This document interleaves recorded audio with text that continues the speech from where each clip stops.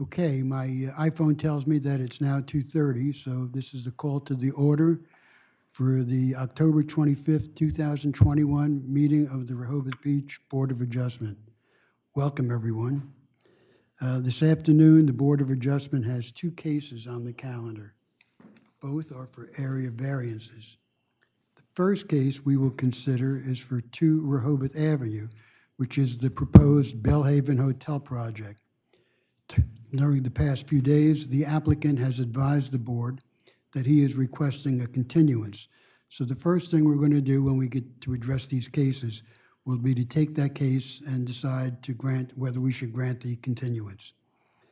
The second case concerns 80 Oak Avenue. The applicant is seeking a variance to permit an 18-inch high wall located in the rear yard setback. We thank the members of the public who are here or watching in person, watching this by video. Thank you for your interest in our work. If any of you have requested time to speak, we ask that you address only the issues before the board. And by that I mean the legal criteria for area variances, which we will be discussing with you. Everyone who chooses to speak during the hearing will be required to give their testimony under oath. I'm going to ask our attorney, Mr. Townsend, to administer those oaths. Now, today we don't have a court reporter present, so if a transcript of this hearing is ever required, the court reporter is going to have to work from the tape recording of this meeting. Therefore, I'm going to ask you all to keep your voices up, and please no cross conversation during the hearing. Okay, let's start working our way through today's agenda. Let's do a roll call. Barry, are you here? Barry Brandt. I am here. Here. You as well. Walt Cassell. I'm here, Jerry. And Randy Mason. I am here too. We have a full complement today. Ann, I'm going to ask you at this point if you could please advise us whether notices of this meeting were properly posted and mailed. The agenda for the Board of Adjustment regular meeting was posted in City Hall and on the city portal on October 18th. The agenda notice was sent out from the city portal on the same day. The agenda was amended and reposted in City Hall and on the city portal on October 21st. The public notice for case number 0921-06 for the property located at 80 Oak Avenue was posted in City Hall and on the city portal on October 5th. The public notice was published in the Cape Gazette on October 8th and October 12th, Coast Press on October 13th, and Delaware State News on October 7th and October 8th. Notification specific to this case was mailed out to property owner addresses within 200 feet of the subject properties. Signage was posted on the property. The public notice for case number 0921-07 for the property located at 2 Rehoboth Avenue was posted in City Hall and on the city portal on October 5th. The public notice was published in the Cape Gazette on October 8th and October 12th, Coast Press on October 13th, and Delaware State News on October 7th and October 8th. Notification specific to this case was mailed out to property owner addresses within 200 feet of the subject property, and signage was posted on the property. That's all I have. Well, it appears that the notices were properly posted and mailed, so we are prepared to move forward. As far as the Bellhaven Hotel case is concerned, are there any applicants or representatives present by video today?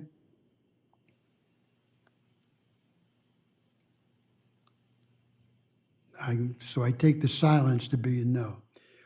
All right, we received correspondence last week from Alex Papajohn requesting that the case be continued. By the rules of our committee, we have, since it was requested within 15 days, we must take a vote to decide whether to grant the continuance request. Is there a motion to approve the continuance request? Jerry, I'll make that motion. Is there a second? Is there a second? I'll second it. Okay, Randy seconded. All those in favor say aye. Aye. Aye. All those opposed say nay.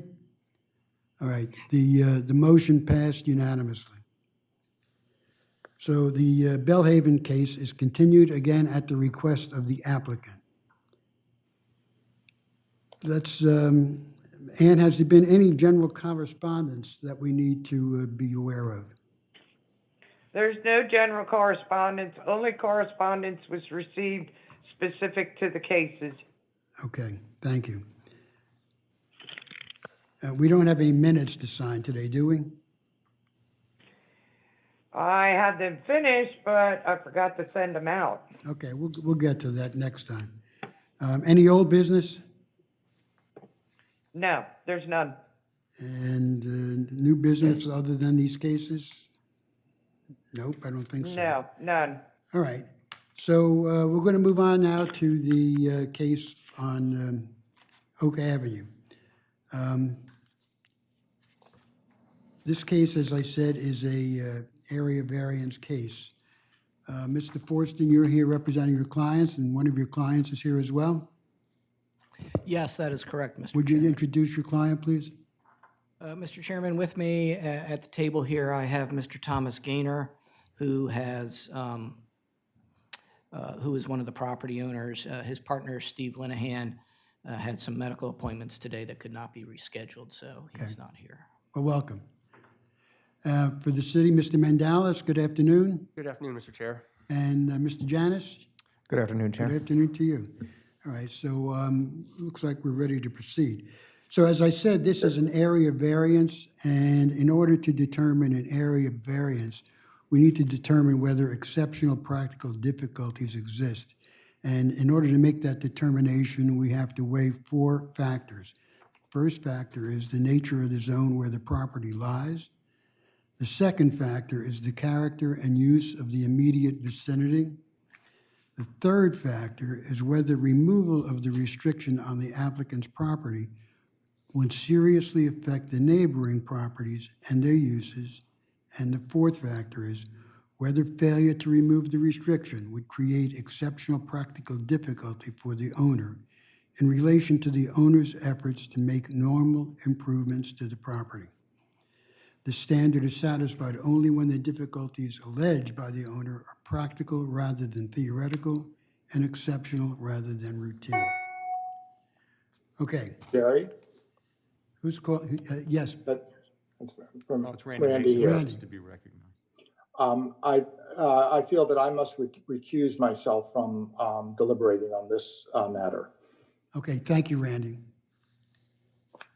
So now we're going to allow the building inspector to make his report.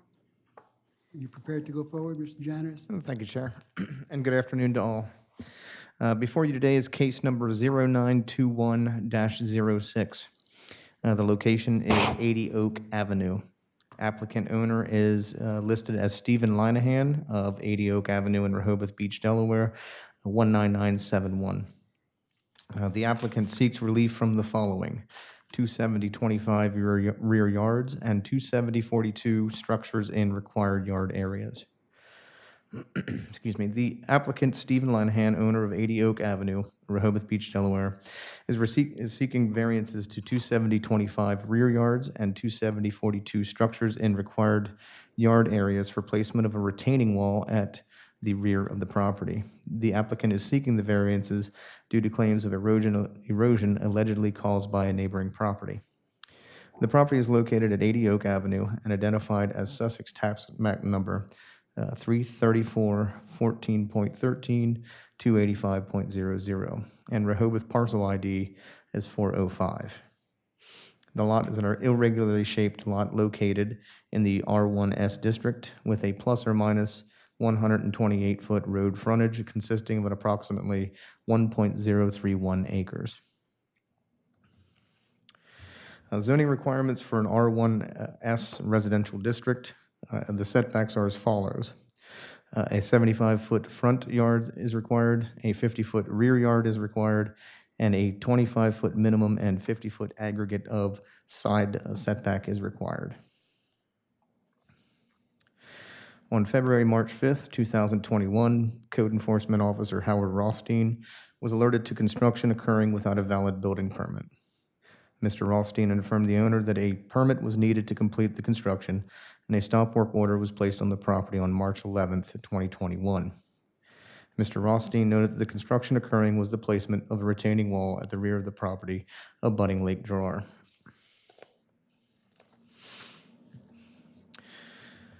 The retaining wall was purportedly being built to address water runoff problems blamed on adjacent properties. 27025 rear yards required an R1S zone lot to have a minimum of 50-foot rear yard setback requirement. No structures shall be placed within the rear yard setback requirement.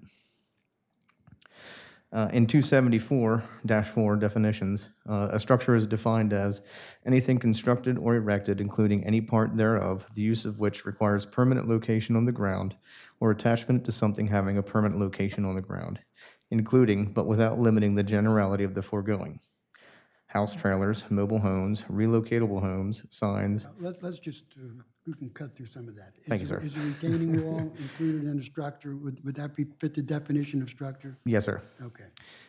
27042 structures and required yards. It goes on to state that no structure or part of a structure shall be erected within or shall project into the required yard except for A, cornices, eaves, gutters, chimneys, steps, entries, and then B, fences and screens, subject to the provisions of 27043. Okay, and the wall that we're discussing today, you would say is not a fence or a screen, is that correct? Correct, sir. Okay, you can move on then to the next section there. Thank you.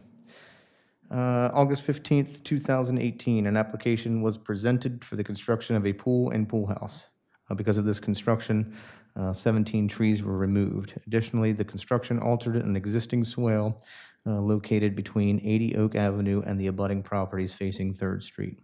An attempt to build a new berm was made that was designed by a local engineering firm. The berm included the building up of soils against an existing fence. Between August 15th and October 1st, 2021, 36 trees were removed. According to the city arborist, a large tree has the ability to intercept over 10,000 gallons of stormwater runoff per year. During the March to July billing quarter, 3/26/2021 to 7/13/2021, the property used 239,000 gallons of water for irrigation only. In the next billing quarter, 7/13/2021 to 9/27/2021, the property used 253,000 gallons of water for irrigation only. Therefore, a total of 492,000 gallons of water were sprayed over the parcel between March and September. For reference, the city's water tower holds approximately 500,000 gallons of water. Several attempts have been made between the city and property owners to address water issues caused by the culmination of several construction projects with this and the adjacent properties. It is the city's view that these meetings were cut short due to the unwillingness of 80 Oaks owners to engage in civil discourse with city staff. From an environmental perspective, the construction of the retaining wall on Lake Drawer's shoreline altered this natural resource. Excuse me. Native plants were removed, the slope and topography of the land was modified, and the aesthetic of the lake shoreline was changed. Finally, had the applicant followed proper protocol when applying for a permit to allow the construction, an engineer would have been required to design the retaining wall, and all applicable agencies would have been required to be notified. Therefore, it's the recommendation this office has discontinued its former practice of issuing recommendations on variance requests. However, it seems unlikely that the applicant will be able to demonstrate any exceptional practical difficulty that would justify the granting of the variance. If the Board of Adjustment denies the variance request, the applicant should be directed to correct this issue and allow the building inspector to verify compliance of the setback ordinance both on-site and by submitting a signed and sealed survey showing the corrected lake shore bank.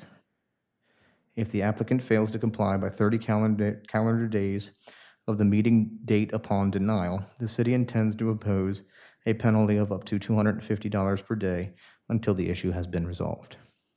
Okay, looks like you were reading your report for the most part. Is there anyone who would like to state? Yeah, Jerry, speak up. It looked like you were, reading your report for the most part. Is there anything else you'd like to add at this point? No, Chair, that's it. Thank you. Mr. Mandelis, is there anything you want to add to the presentation at this point? Thank you, no, sir. Okay, so Mr. Forrest, I'm going to turn it over to you, and I'll allow you to make a presentation, and then we're going to have questions from the board members, and we may hear from the public as well, okay? Thank you, Mr. Chairman. And if you or anybody else has trouble hearing me, raise your hand, let me know. I'll try to speak up. I am sometimes accused of being soft-spoken. Mr. Chair and members of the board, I wish I could see you all here live and in person, but it's still nice to see you at least here on screen.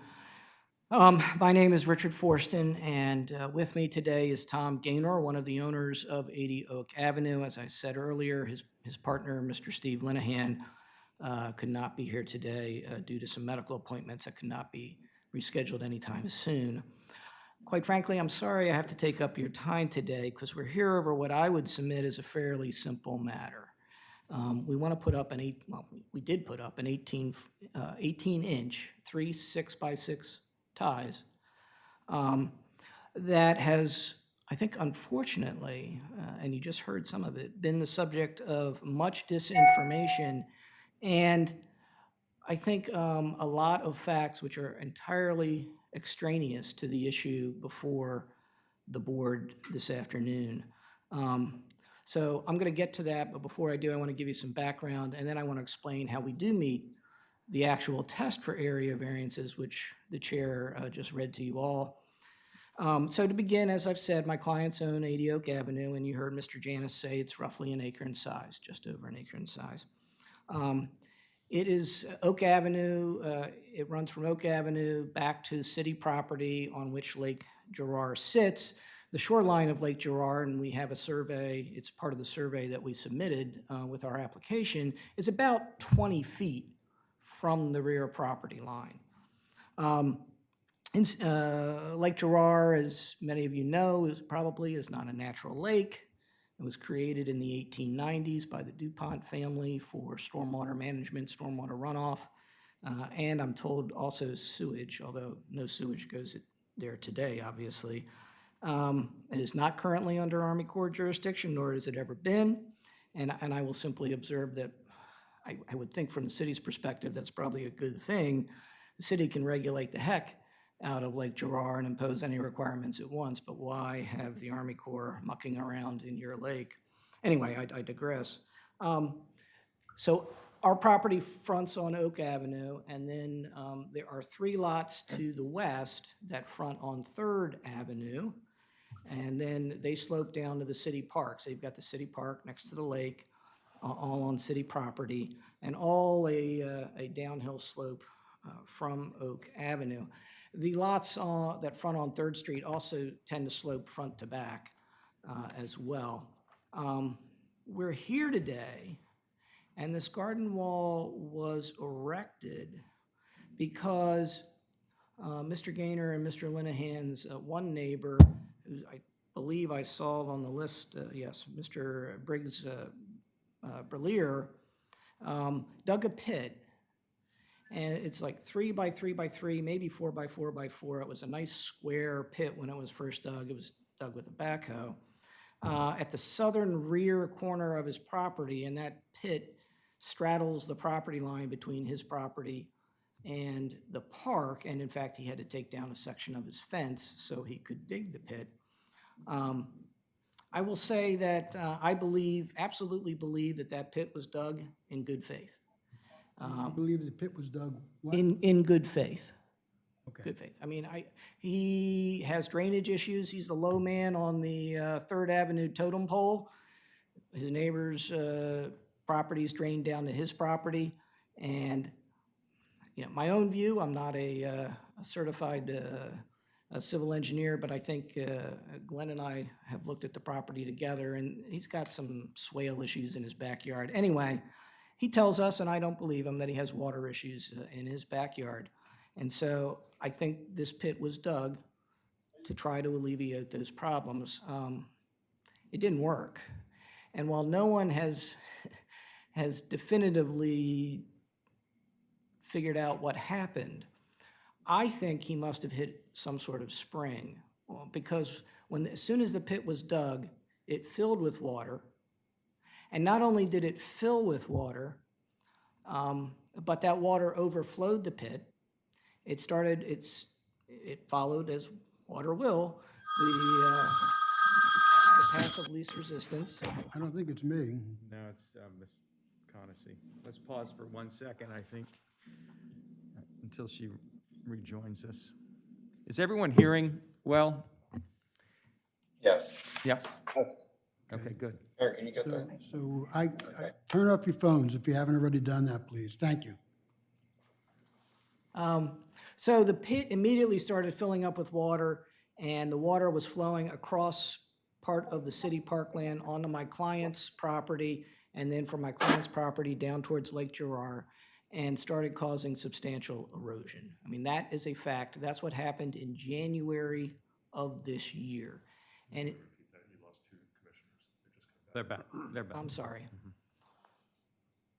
All right, so as I said, when the pit was dug, the water started coming up immediately, started flowing across the city parkland onto my client's property, and then down towards Lake Gerard, causing substantial erosion. So the pit was dug. I just want to be clear about the timing, because this is going to be important when we talk about some other facts. In January of this year, January 2021. Prior to that pit being dug,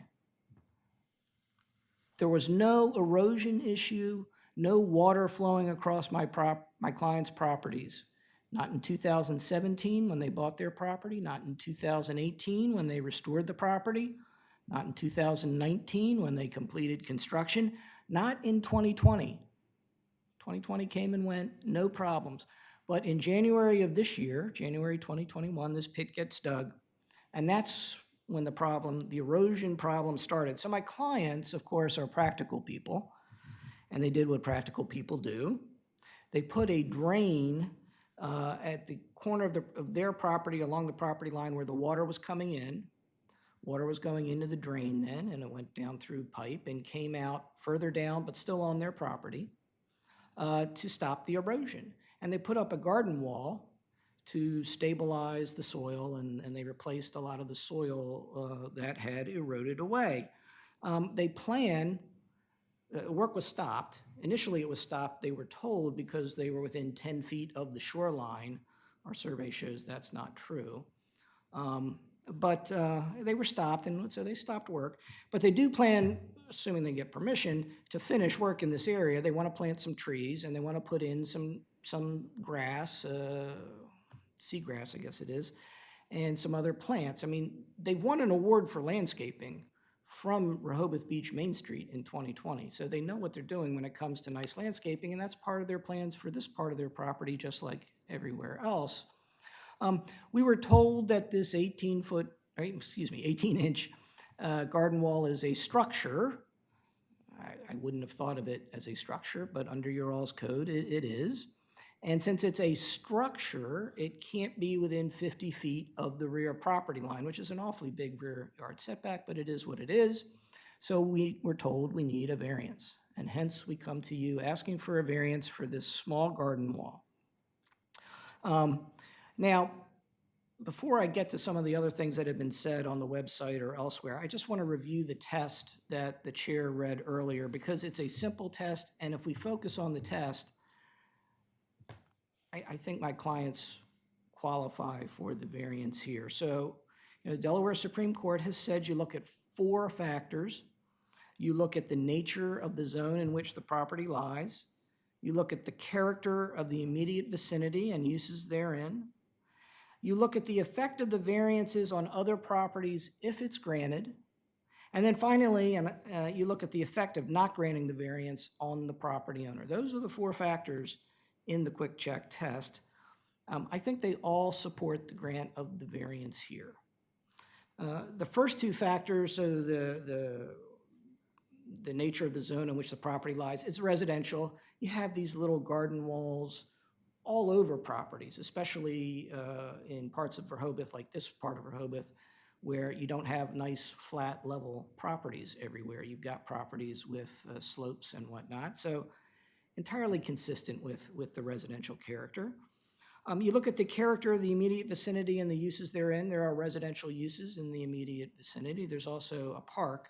And once the landscaping is complete, it will not be able to see this garden wall. So the character of the immediate vicinity, the residences, I think, again, support the grant of the variance. You look at the effect of the variances on other properties if not granted. So, I'm sorry. You look at the effect on other properties if the variance is granted. And to be honest, I do not believe there is any effect on any other property. And I say that because, and I'm going to show you a picture in a minute or two here. This past summer, once the grass had grown up, as it does in the spring and summer, I went out to meet with my clients to talk about next steps and that sort of thing. And I walked through the park and I couldn't see the fence. I couldn't see the wall, excuse me. And I'm like, where is it? What happened? And I had to walk over, and sure enough, it's there, but all the grass had grown up in front of it. You wouldn't have known it was there unless you knew to look for it there. And so my point in telling that story is that I knew it was there. I was looking for it. I had trouble finding it. If you're on the other side of Lake Gerard on Lake Drive, if you're in the park, you're not going to see it. And certainly, Mr. Gaynor and Mr. Linehan's neighbors on 3rd Avenue, certainly their neighbor on the other side, I mean, they're never going to see this garden wall. So my point is there's no ill effect whatsoever should this variance be granted. But what's the fourth factor? That's the most important factor in my view. What is the effect of not granting the variance on the property owner? There'll be more erosion. I mean, that's why this was done, to stop the erosion, and it's worked. And ironically, that's a benefit not only to Mr. Gaynor and Mr. Linehan, but it's also a benefit, I would say, to the city. Because where does erosion go? Where does all that dirt and silt and everything else go when it erodes off Mr. Gaynor and Mr. Linehan's property? It goes into Lake Gerard. And so far as I know, nobody wants erosion going into their lakes. So to me, this is a classic win-win situation. It benefits the property owner, it benefits the city, and the variance should be granted. That's the four-factor test. And ordinarily, I would be done. I would thank you for your time. I would offer to answer any questions. But there's been some disinformation put out there that I need to respond to. Let me, though, because I figured out how to do it, and so I want to do it. Let me show you some pictures, if I may. You may. So I'm going to share my screen. So hopefully this is working for everybody. Can everybody now see a picture? Yeah, it's over there. Okay. So this, you are standing on, this. I took these pictures myself on Saturday with my cell phone. I had a much fancier digital camera, but the batteries were dead. So this is a view standing on the Gaynor property looking towards Lake Gerard. It's on the other side of that tall, tan, I guess now dried out seagrass. And you can see the area in between the garden wall and the lake. You can see two of the ties for most of the property. In the corner, it's built up for some reason. I'm not sure why it's built up higher there, but the idea is you see some of the ties, and then there's a third tie that you don't see. So that's this picture. I mean, see if I can get to the next picture here. Yeah, so here's just another view of the garden wall. You can see some of the fill. You know, we didn't have a chance, obviously, because of the stop work order to plant the trees and do the other landscaping that we intend to do there. Here is a picture. Let's see if you can see this little hand circling around there. That's the grate for the drain that we put in. And so what was happening here, where the little arrow is now at the top of the photo, is where the pit is. You can see that during the course of the summer, a lot of grass grew up around the edges of the pit. You really can't see it anymore. It does have some water standing in it right now, but it's low, so it's so low it's not flowing out. And in fact, if the pit wasn't there, then there wouldn't be any water to see. The water was coming underneath the fence and then going into into this drain, and you'll see in the next photo, here's where the drain empties out. We're still on the Gaynor-Linehan property here, and I think you can see Tom's shoe. It might be my shoe. That's my sneaker, yeah. Could I interrupt you for a minute? Yeah. On this point, but talking about the drain. Uh-huh. What's the distance from the intake part of the drain to this output part of the drain? I would say probably about 15 feet, maybe 20 feet. Yeah, Okay. 20 feet. So it's all on the Linehan Gaynor property. And, yeah. And then from here, water comes out, and then it would continue on its way towards Lake Gerard. So now if I scroll to this next photo, this one has a little bit of a bigger border. I'm technologically challenged in that regard. But this is a picture from towards the end of the summer. You're at the city park and you're looking back at the Gaynor property. You can see they've got a black wooden fence here, and then here is this area in front of it. The wall, I'm sorry, the wall is really, you can't see the wall because the grass is all grown up. As I said, I was like, where is the wall? When I went to meet with them, you don't see it. Continuing on, my little picture's worth 1,000 words narrative. This is current conditions from this past Saturday. For reasons which remain unclear to us, all of this seagrass died off. Maybe it's the end of the season, maybe somebody sprayed herbicide, I don't know. But now you can see a corner of the wall here. Obviously, when spring and summer return after winter, you won't be able to see that again. And in fact, you know, there'll be trees then on this more level area as well. That is the landscaping plan. If you have specific questions about it, I'm happy to answer them. Now, this picture... Could we go back to that last picture, if you don't mind? Sure.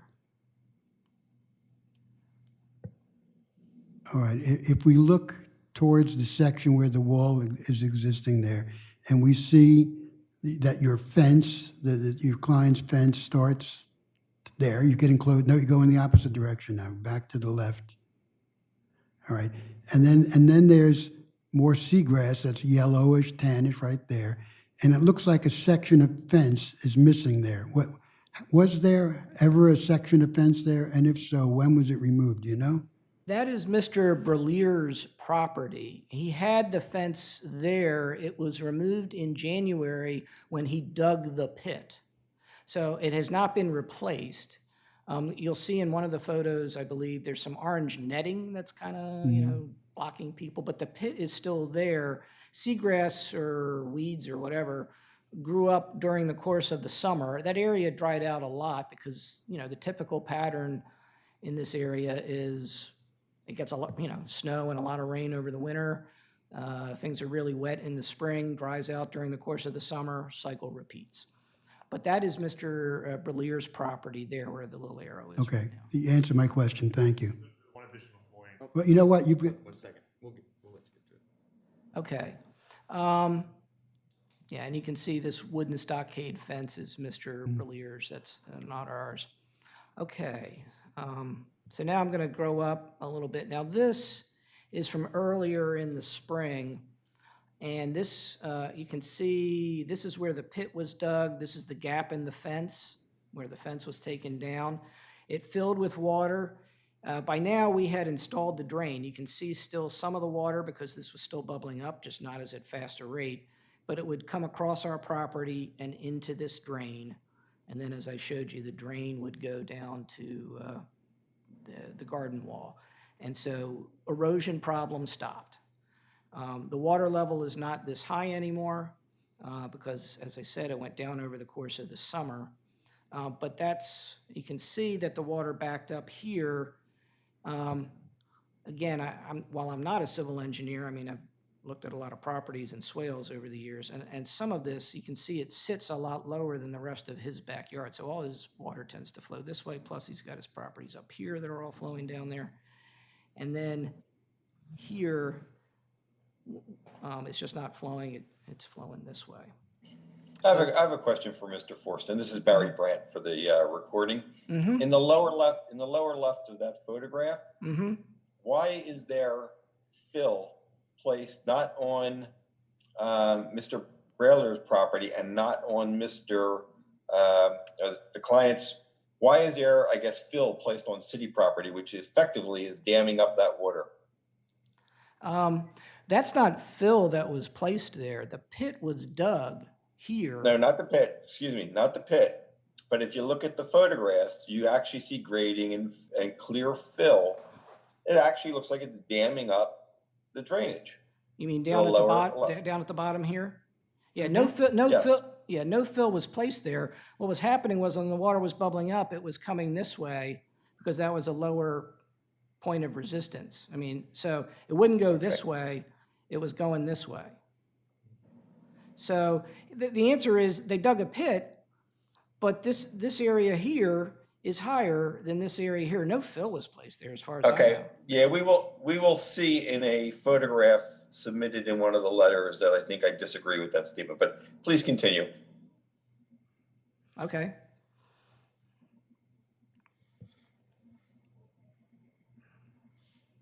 Here's another photo, and you can kind of see what I mean. The pit was dug. This was, I believe, in April or May. Pit was dug here. At one point, Mr. Berliers took a pump from his pool, put it in the pit, and was pumping the water up to 3rd Avenue or along the side of his property up near 3rd Avenue as a way to reduce the water that was just continually coming up from, as I say, the spring that I believe was hit. This picture is from this past weekend, and so you can see it's all now overgrown all through his backyard. The gap in the fence is still there. The water is not coming up right now. There is some water in the pit, but it's not coming up. Is that the area where the question about the fill was asked?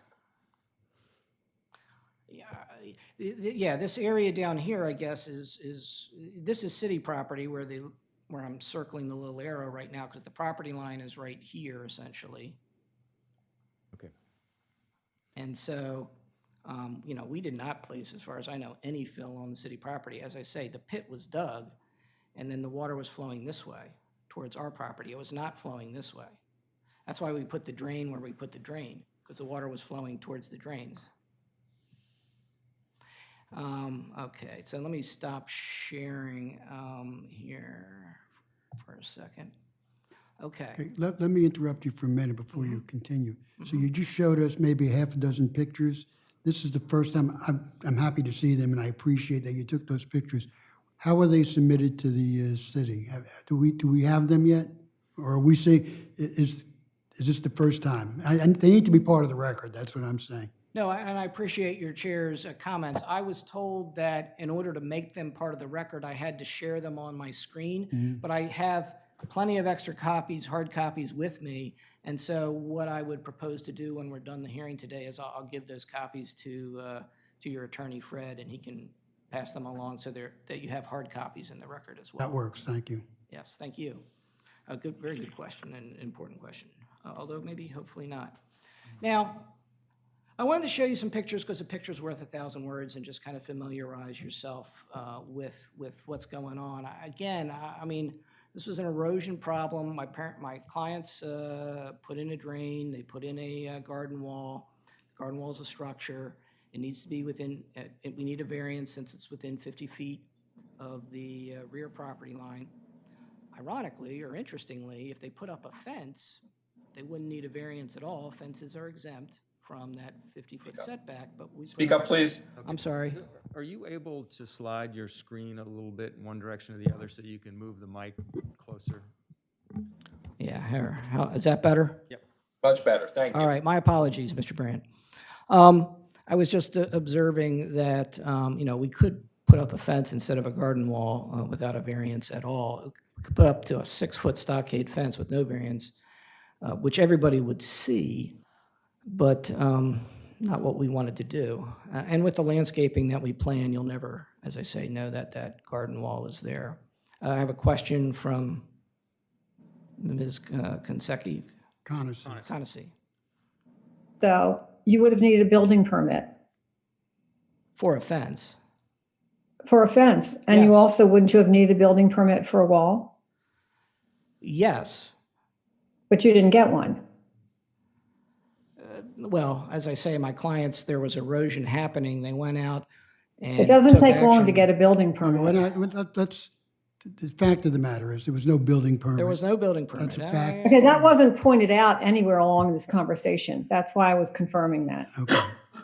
Well, I think your building inspector said that. And you're right, we'd have to get a building permit for a fence. We'd get a building permit for a fence, but we'd have to get one. I will say it would not have occurred to me, and I'm a lawyer, that a garden wall would need a building permit that's only 18 inches tall, but I'm not here to argue that. We're here we have applied for the building permit, and we were told we needed to get a variance before we could get the building permit, so that's why we're here. So those were the photos. Now, I mean, there's a lot of stuff that's been put in the record that I would submit is entirely extraneous to whether this variance should be granted or not. And it's very maddening to me, because I think if you only read the September 13 email from Mr. Watkins, if you only read the city report, you'd come away with a very mistaken impression of what I'm going to call the true facts. So first off, I have no idea why, but there's a letter, or not a letter, excuse me, an email dated September 13 from a Mr. Danny Watkins that is posted to the portal in connection with this application. That email was sent to the city commissioners 10 days before we even filed our variance application. It does not talk about a garden wall at all. Instead, Mr. Watkins saw some trees being cut down along Lake Gerard itself on my client's property and sent, well, I mean, kind of an incendiary or snarky email at one point saying, what kind of process is in place to protect our environment from these attacks? Was there an approval in place? And so let me be clear. The trees that were taken down in September were either dead or dying. They were leaning at a 45-degree angle towards the lake. And yes, the city granted permission for those trees to be taken down. It's as simple as that. Except I don't know if anyone from the city ever responded to Mr. Watkins. I don't know if he got a response, and I have no idea why this particular email has been posted in association with this variance request. The fact that some dying trees were taken down has nothing to do with this garden wall. And it asks questions, and it doesn't provide the simple answers. The simple answer is, yes, we had permission to do it. The city knew about it. There was no point in having those trees fall into Lake Gerard. Now I want to talk about the report that you just all heard. I've been doing land use in Delaware for a long time, longer than I care to admit. And if I told you that it was more than 30 years, hopefully you'd look at me and say, oh, you can't be that old. Yeah, I am. But I have to say, I think this report is very unfair because I think it leaves out key facts, whether purposeful or not. It leaves out important facts that I think you should hopefully agree with me should have been in the report. So let me start to go through that report kind of on a line-by-line, if you will, basis. First, the initial complaint we had was that this garden wall was too close to the lake because there's a 10-foot no-build zone from the shoreline to where you can start to build. And guess what? It's 22 feet. from the shoreline, and that's part of the survey that's in the record. And then the report says that the garden wall was erected, quote, purportedly being built to address water runoff problems blamed on adjacent properties. So let me be clear, there's nothing purported about this. The pit was dug, that caused the water to come up. The water came up, it ran onto my property, it caused erosion, and my clients acted. Without that pit being dug, there wouldn't have been the erosion. There hadn't been erosion in the years my clients had owned the property, and there would not have been a need for them to take action. So saying that this was purportedly being done because of water runoff from an adjoining property, I don't know why anybody would use the word purported. It wasn't purported. That's exactly why we were doing it. The letter claims that the city has treated Lake Gerard as if it were under Army Corps wetlands jurisdiction for many years. I don't know whether that option is true or not, and I say that because just across Lake Drive in 2020 and 2021, the city made some substantial stormwater management improvements, and in fact constructed a new stormwater collection system that pipes its outflow directly to Lake Gerard. And if Lake Gerard was under Army Corps jurisdiction, the city would have needed a permit for that. And we've checked with the Corps, no permits. But it's more to the point, it's neither here nor there. Whether Lake Gerard is under Army Corps jurisdiction or not has nothing to do with whether a variance for a garden wall meets the quick check test, that 4-factor test. So I don't get it. The report says that in 2018, 17 trees were removed. That's true. But what it doesn't tell you is, first, that was approved by the city, right? I mean, there's kind of an implication they just went and did it. And second, 8 trees were erected as part of the mitigation for taking those 17 trees down. There's nothing in the letter at all about the fact that my clients went, as part of this process, they got approvals from the city, and they also put up 8 trees. So that's disappointing. And by the way, the city code only requires 26 trees per acre. My clients have almost 100 trees on their single acre. So they've got almost 4 times the number of trees that your all's code requires. And by the time they put in the additional trees associated with the landscaping they want to do for the trees that were taken down along Lake Gerard and in the area of this garden wall, there'll be over 100 trees on that property. The report also mentions, and I'm just following it along here, a swale and a berm, and implies that my clients engaged in some sort of alteration of the topography that caused these water drainage issues. Well, first, let me say that when they restored the property, they submitted plans to the city for lines and grades that showed stormwater management. The city reviewed those plans. The city approved those plans. When my clients went out and did the work, the city came out and inspected the work and approved the work. Okay, so let me ask you a question there. So what you're telling me, I think, is this, that your clients did some work in the backyard that changed the topography, but you're telling us that the plans were approved by the city. Yes. I understand. And not only that, but the plans actually directed more of the water towards Lake Gerard than was previously the case. I mean, they put a berm down the side of their property and they put in a bunch of detention bioswale areas to control that stormwater and direct it away from the properties more towards Lake Gerard than was previously the case. So they actually, the plans actually improved the stormwater flow. Good thing or is that a good thing or a bad thing? Well, I would think from the perspective of Mr. Berliers and Mr. Purpura and the other neighbor on 3rd Avenue, less stormwater going towards their backyards before it goes to, remember, it all ultimately ends up in the lake. I think that's a good thing for them. Yeah, I have a question along the same lines, and this might be for Mr. Janis. If I look at the photograph, the one that has that standing water and the one submitted in the letter by Mr. Brillier. And I don't know if this code comes into applicability here, 159-22B5. It states that you cannot change the grade of the lots, to the detriment of your neighbor. And, without getting the proper angle here, it's possible that, when they change the grade, it looks like they're backing the soil right up against Third Avenue's property, which, that could destroy their fence.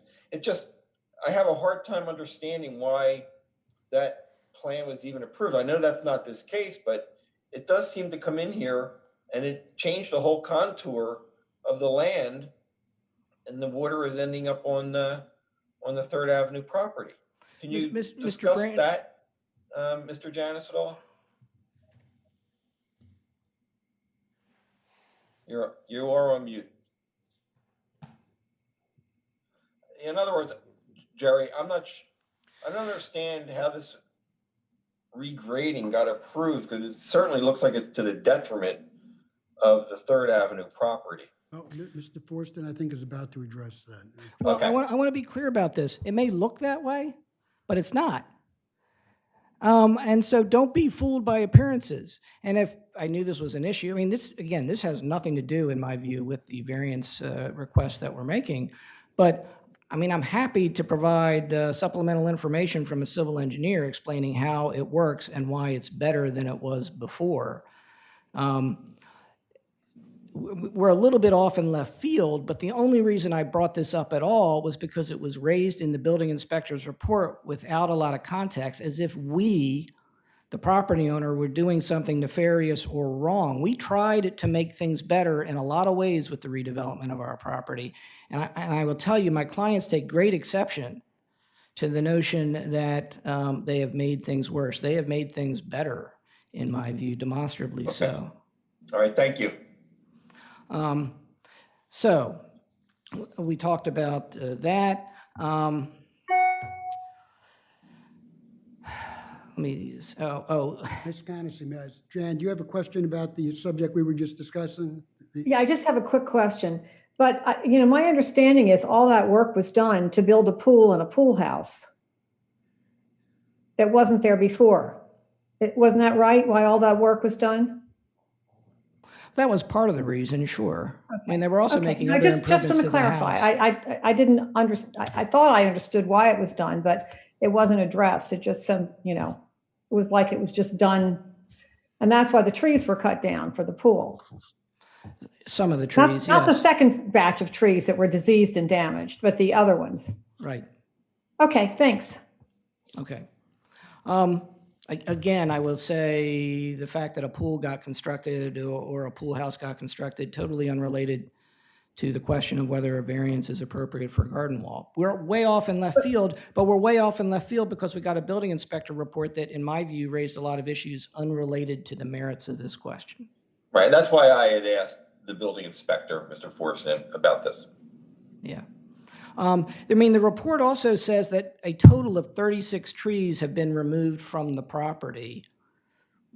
That's probably the right number, but more than 50 trees have been planted. I mean, since Mr. Gaynor and Mr. Linehan have taken title to the property, they've planted more trees. There's been a net gain of trees as compared to when they purchased the property.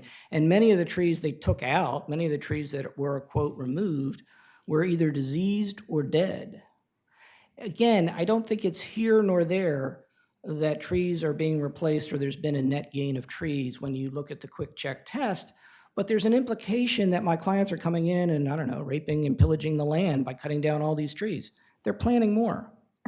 Now, there is some language in that report about irrigation and the irrigation gallonage from the summer of 2021. Big numbers. But this is why I at the beginning, I was careful to point out that this pit was dug in January 2021. So the pit was dug before these irrigation numbers occurred. And what happened, my clients got a call from the city end of July, beginning of August, I can't remember exactly when, from the Department of Public Works that said, what's going on your property? You've got a really big irrigation flow there. And my client said, hey, you're right, that's weird. And they went out, and you know what they found? They found there was a busted pipe. So they've replaced the pipe. And they told the city they replaced the pipe. There's no mention of the busted pipe in this report. And by the way, when you look at the irrigation flows in 2020, they're a quarter of the irrigation flows from this past summer. That's what happens when you have a busted pipe. It's unfortunate it wasn't caught sooner, but it was replaced. And any suggestion that that this, quote, excessive irrigation that occurred in 2021 somehow created this problem in January of 2021, I mean, the water doesn't go back in time. So it's, again, a total red herring and completely unrelated to the merits here. And I will say, too, I only found out about this report because I went on the website. I mean, it might have been nice if Mr. Janis had called us and asked us some questions before he wrote his report the way he did. We could have told him the pipe was busted. Now, maybe he'd still take us to task for not figuring that out sooner. I don't know. But to suggest that the variance should not be granted because an irrigation pipe burst after this pit was dug, there's no connection there. The report goes on to state that, quote, from an environmental perspective, the construction of the wall on Lake Gerard's shoreline altered this natural resource. Well, we know it's a man-made resource, not a natural resource. But more to the point, the garden wall is not on the shoreline. The survey shows you that it's more than 20 feet from the shoreline. It didn't alter anything, and if you look at the picture from September when all the seagrass and whatnot was up, you couldn't even tell it was there. It didn't alter anything. It hasn't altered anything. If it's done anything, though, I think it's had a positive benefit. It's reduced the amount of erosion that would have otherwise flowed into the lake and silted the lake. So, again, to my way of thinking, it's a good thing. But as I say, my clients are practical people. They saw the problem. They wanted to stop the erosion, and that's what they did. The report finally kind of ends by saying that the aesthetic of the lake shoreline was changed. Again, I'm not sure how. When the seagrass is up, when the plantings are in, and they were stopped from being done, and my clients do have the right to plant trees and whatnot, you're just never going to know that garden wall is there. And I, quite frankly, think citizens deserve a little better than the way this report was slanted, but I may be taking it a little personally on behalf of my clients, and if I am, I apologize. But what's worse is if you read that report, it might lead citizens then to complain to this board that the variance shouldn't be granted. And so we have 3 emails in the record that I've seen. I've only seen 3. A Ms. Barbara Kate attacks my clients saying, did they have permission to take the trees down? The answer is yes. And if the report had said that, maybe she wouldn't have written the email or gotten incensed about it. Mr. Mark Purpura, who lives on 3rd Avenue and is one of the neighbors uphill from Mr. Brelier's, claims that Mr. Linehan and Mr. Gaynor have actually made things worse, and he cites to the excessive irrigation that they did in 2021 as causing this problem. But we now know, I mean, just as a matter of chronology, that the pit was dug before the irrigation line broke. So that couldn't be the cause of the problem. He's just wrong. And of course, his property's uphill from Mr. Berlier's, and he built a pool himself in 2018, which increased impervious cover. I don't want to get into all that. I mean, it's a shame that, you know, you've kind of got neighbors squabbling a little bit here. I don't like that. Life's too short. But in any event, he clearly was under the wrong impression from reading the report that all this excessive irrigation in 2021, allegedly excessive irrigation, it was a busted pipe, somehow caused the problem in January 2021, and that's just not true and not fair. And then finally, Mr. Berliers himself sent a letter to the board, and I think he's on and he's going to chat. He does have drainage issues in his backyard. My understanding is he's had them for a very long time. He did come to my clients at one point and say to my clients, hey, can we run a concrete sluice across your property to reach Lake Gerard? So we'll have all the water running across this sluice at the surface into the lake, and will you give me an easement for that? There was no offer of money. I mean, he says that he offered money. He did not. In any event, that's not germane to this issue. I mean, When did he make that offer? Tom, does Tom need to be sworn? Before he dug the pit. Okay, so Mr. Gaynor tells me it was a week before he dug the pit. So I guess they went to Plan B. I will also say that when we were putting in the pipe and the drain, Mr. Gaynor did say, if you want, I've got my guy here, we can run a pipe for you too. It didn't get any response to that. We'd still be more than happy to talk to Mr. Berliers, I hope I'm saying his name correctly, Berlier, about running a pipe, right? You don't see a pipe on the surface. You don't trip over a pipe. You don't get your feet wet when you're walking to the city park. A pipe would be fine. And we did make that offer. I don't know, maybe Mr. Berliers didn't hear it, but it would still be an offer if it's something that he wants to explore. I'm happy to talk to him. Actually, Glenn Mandalis, the city attorney, and I talked about a piping solution at one point as well.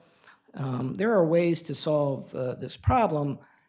They don't necessarily go to the issue of whether the variance should be granted or not. And not everybody, I should say, is negative on this. The board did get an email from Mr. Gaynor and Mr. Linehan's neighbors on the other side of their property. Susan and Jess Behringer sent an email of support for the variance, and there was also an email sent over the weekend by Ms. Suzanne Good supporting the variance as well. And finally, I mentioned it, and I will put it in the record, so I think I need to probably share it on my screen. If you'll just bear with me a second here. Yeah, click on this. Okay. And then I go to this one. So here's the story from the Cape Gazette last fall, recognizing Mr. Linehan and Mr. Gaynor as the winners of, or recognizing them for the outstanding landscaping and stewardship they've done with their property. And like the photos, I will give a copy of this to Mr. Townsend, so there's a paper copy in the record as well. I'm sorry I've taken so long to go through all this. I'm sure some of this might have seemed rather tedious to you, but I wanted to make sure that we got some other facts in the record to correct what I think are some, at a minimum, some misimpressions that may have been formed inadvertently by the report. There are more trees today than there were 4 years ago. Okay. Dead trees, diseased trees have been taken down. The topography, the lines and grades for the property actually directs more water towards Lake Gerard than the neighboring properties than it did before. And as Mr. Brandt correctly pointed out, the code does not allow you to increase stormwater flow onto neighboring property owners. So, and we satisfied and met the conditions of the code. And as I said, the city approved our plans. They inspected the work we did. They approved the work we did. So there really shouldn't be any issue about that. The claims about the excessive irrigation that was done, and it's as much water as in the city of Rehoboth water tank, that was due to a busted pipe. And by the way, the average house, 2.5 baths, four family members, mom, dad, Susie and Billy uses 325 gallons of water a day, which is almost 120,000 gallons a year of water, which is, roughly a quarter, if I'm doing my math correctly, of what the capacity is for that water tank. So again, it has nothing to do with the variance request. And I just want to return to that one more time. It's a 4-part test, and it basically boils down to the effect of... Excuse me, Attorney Forston, Yes? could you remove your shared photograph Oh, so I'm I can sorry. see everybody? My apologies.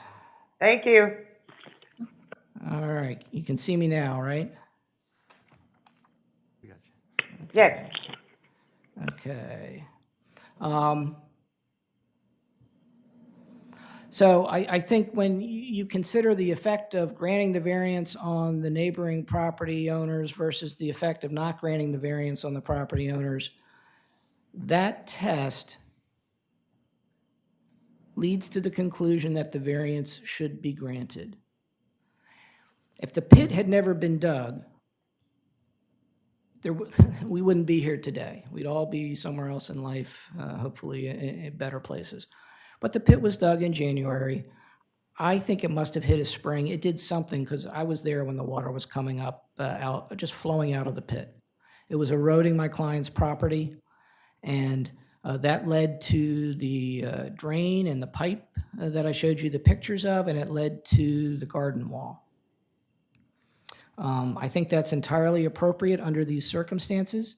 This was not caused by my client, as some seem to want to imply or suggest. The garden wall is more than 20 feet from the shoreline of the lake. And in fact, I got to say, I mean, this report ends that if you deny the variance, the building inspector is going to demand a signed and sealed survey showing the corrected lakeshore bank. But he's got a corrected survey. It shows the shoreline. I mean, if he wants a survey that just doesn't show the wall, if you were to deny this, okay, but it's not that hard. I mean, this is well away from the actual shoreline itself. Again, I started off by apologizing that we had to be here for this little 18-inch garden wall. It seems like we've all gone through a lot of process for this. My clients are, as I say, more than happy to work with Mr. Breliers on a pipe if that's a solution that he wants to pursue. We've mentioned that to him in the past. My view is that life is too short, and that we all just need to get on with life and enjoy life.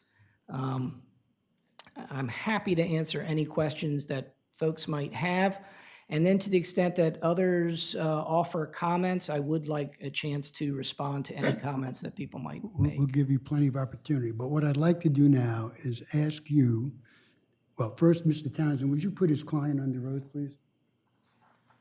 Sir, Mr. Gaynor, would you affirm the testimony you give in this proceeding would be the truth, the whole truth, and nothing but the truth? And You'll need to bring the mic to your face.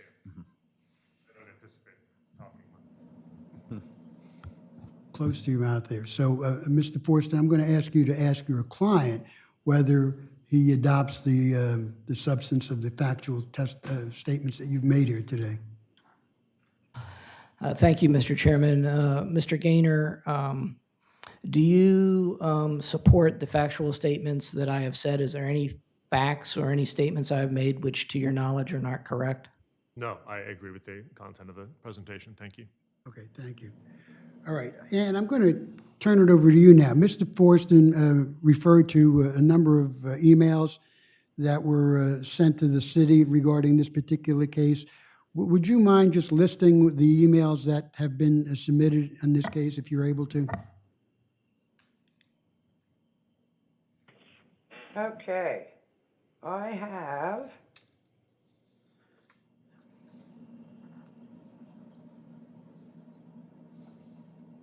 an email was received on September 13th for Danny Watkins, 59 Maryland Avenue. A letter with attachments was received on October 19th from Briggs Brallier, 1 3rd Street. A letter was received October 21st from Mark Papora, 5 3rd Street. Email received October 22nd from Barbara Catay, 59 Maryland Avenue. Email received October 22nd from Susan and Jess Behringer, 81 Oak Avenue. And I received these after the last update. An email received October 23rd from Suzanne Good, 1 Grove Street. An email received October 24th from Dr. Brian Cumrow, 59 Maryland Avenue. And an email was just received a couple of minutes ago on October 25th from Marcia Simon, 76 Oak Avenue. That's all I have, Chair. Okay, I don't think I've seen that one yet, so am I correct? I just forwarded over to the Board of Adjustment. Okay, thank you.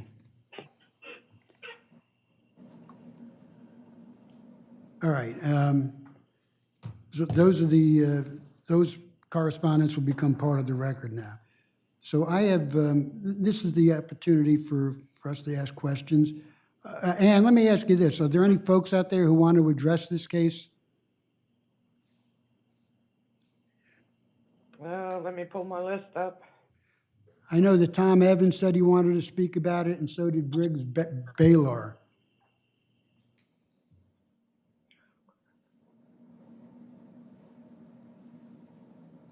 Okay, I have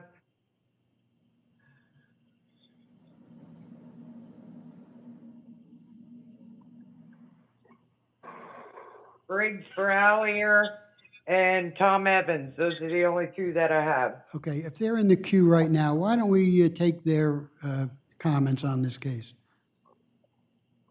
Can we do that?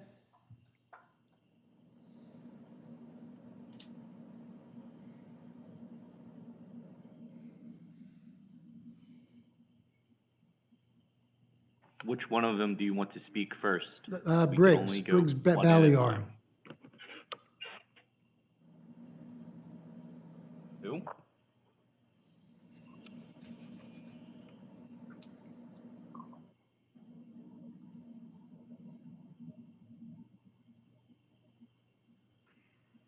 Mr. Chairman, could Briggs Baylor, would that be fine?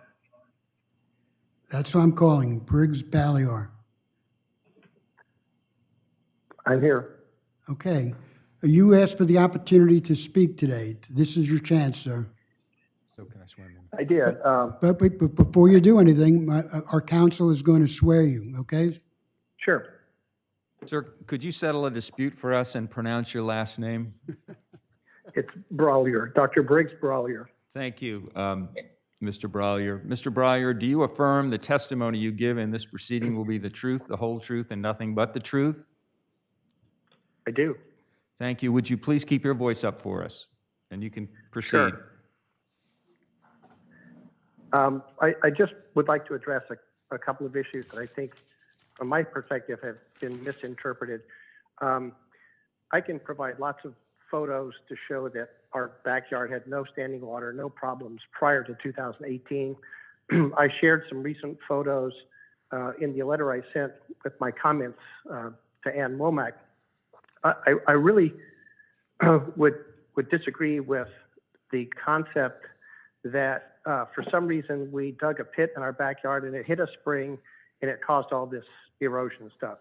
You saw from my letter that was a retention structure that was designed by a landscape architect, attempted to be completed by Sposato Landscaping, but was unsuccessful.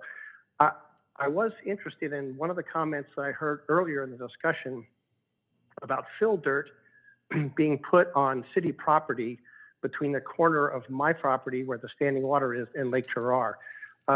When landscaping was begun on 80 Oak Avenue, I started to have problems, and I looked outside my fence. I wish I had taken photos. There were sandbags placed on city property against my fence, which had the effect of blocking the normal flow of water into Lake Terrar. Since then, and I can provide pictures if we need to, Additional dirt has been placed in that area between my property and the lake, probably raising the grade another foot or two. Also, one last comment, and then I'll listen. Today is the first time I'm hearing of any offer of a drainage pipe from my neighbors.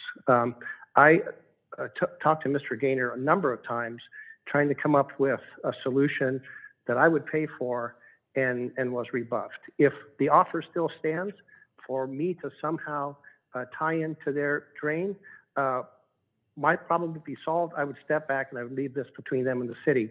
But today is the first I'm hearing of that.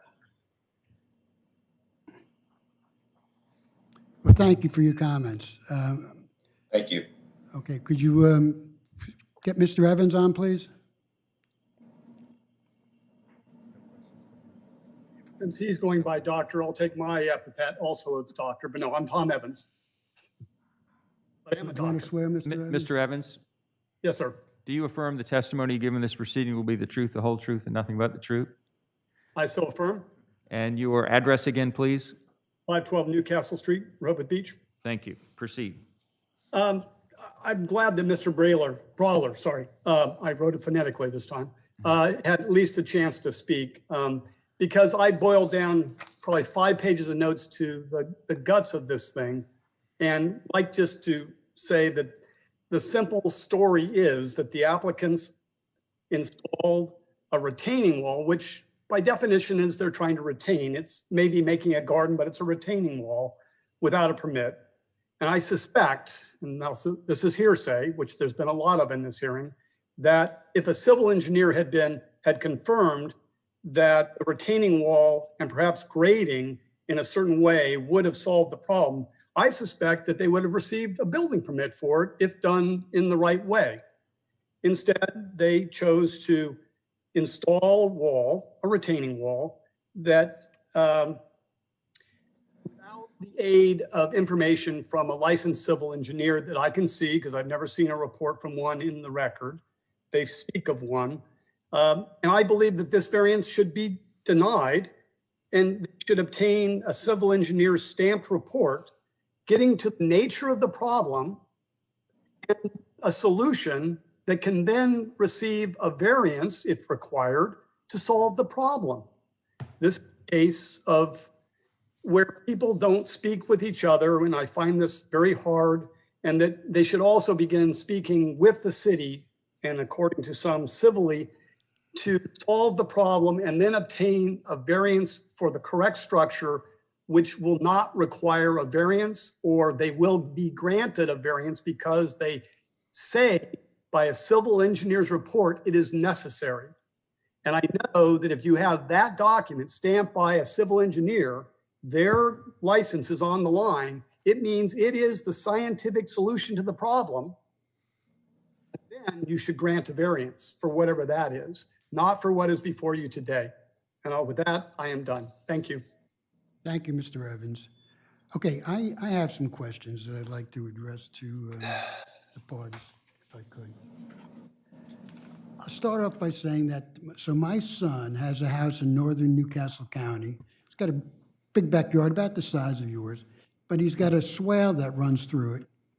And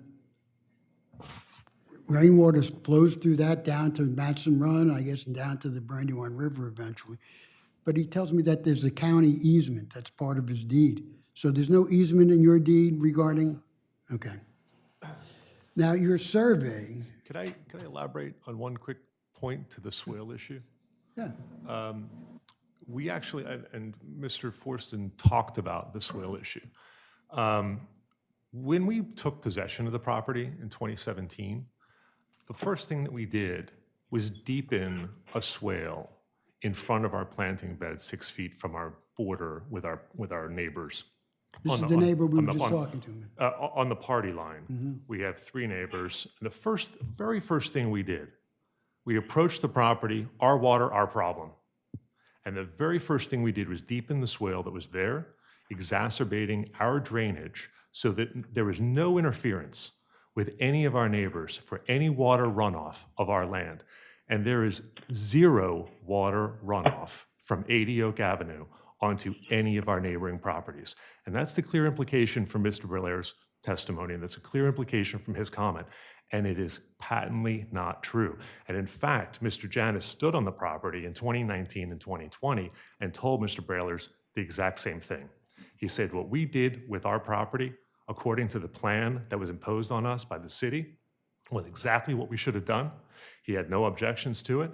And he told Mr. Brailers in the summer of 2020, any problems with his water, because his drains go directly into his lowest part of his land, upon which he built a pool, which sucked up all of the sponge area of his lower land. And I don't want to get distracted on Mr. Berlair's problem, but the issue is all of his drainage pipes go directly into his drain area, creating that reservoir consistently during the rainy season. So I'm not his problem. I'm not the genesis of it. I've never been the source of it, and I'm not the source of it today. And I want that to be clear. Okay. Your survey shows in the lower part of the diagram something called a stormwater management facility. We had to put in 2 different retention ponds on our property in advance of my swale that captured all excess runoff from 80 Oak Avenue because of the construction of the pool. I have one of the most well-drained plots of land in the city of Rehoboth because of the engineers from Davis Bowen that Mr. Janis complimented when he signed off with Dom on the plans as we proposed them in 2018 and 2019. Okay, so let's go back to this stormwater management facility. So you tell me it's a hole or? They're 2 vast depressions that are landscaped, they're sodded, and they basically retain in any kind of winter excess rainy season waterfall or rainfall. All of my water gets trapped on my land, and I have to resod it every summer because I kill it every rainy season. Yeah, I got you, but I'm trying to figure out where this is coming from. So water is coming down from Oak Street towards the lake, right? Yeah. And you've found the need to put these catch basins there, in other words. In order to make sure that our water, our problem, was the mantra for when we were finished. It comes down from 80 Oak Avenue. Sorry, any water that comes onto 80 Oak Avenue from Oak Avenue or gathers in other parts of our garden is directed by my deepened swale into my retention ponds, which are further away from the party lines of the neighbors, and they know that. They can see it. What I'm trying to figure out is, so what happens when this retention cistern or whatever it is gets filled up? They don't. They're doesn't. huge. It looks like a golf course. It looks like sand traps in a golf course. The entire back part of my lawn behind my pool house, we affectionately refer to it as the golf course because we dug such big retention ponds. We don't have any leakage onto anybody except our own property. Okay, if you could take a look at your diagram of the property, could you just give me an idea of where the swales that you created run? So when you see the fence line I created, if you can just look at me for one quick second. So on the fence line itself, I created a 6-foot planting berm that was like this. Okay, so all the plantings are on the top part of the berm. So in advance of that, 6 feet from Mr. Brailer's fence, Mr. Papora's fence, that's where my deepened swale is. I have another 4-foot stoned trench underneath my grass, underneath my sod, that directs all of my water into my retention ponds. Cost me a fortune with Davis Bowen, cost me a fortune in execution, but it was the absolute best way to make sure my water, my problem, didn't become anybody else's.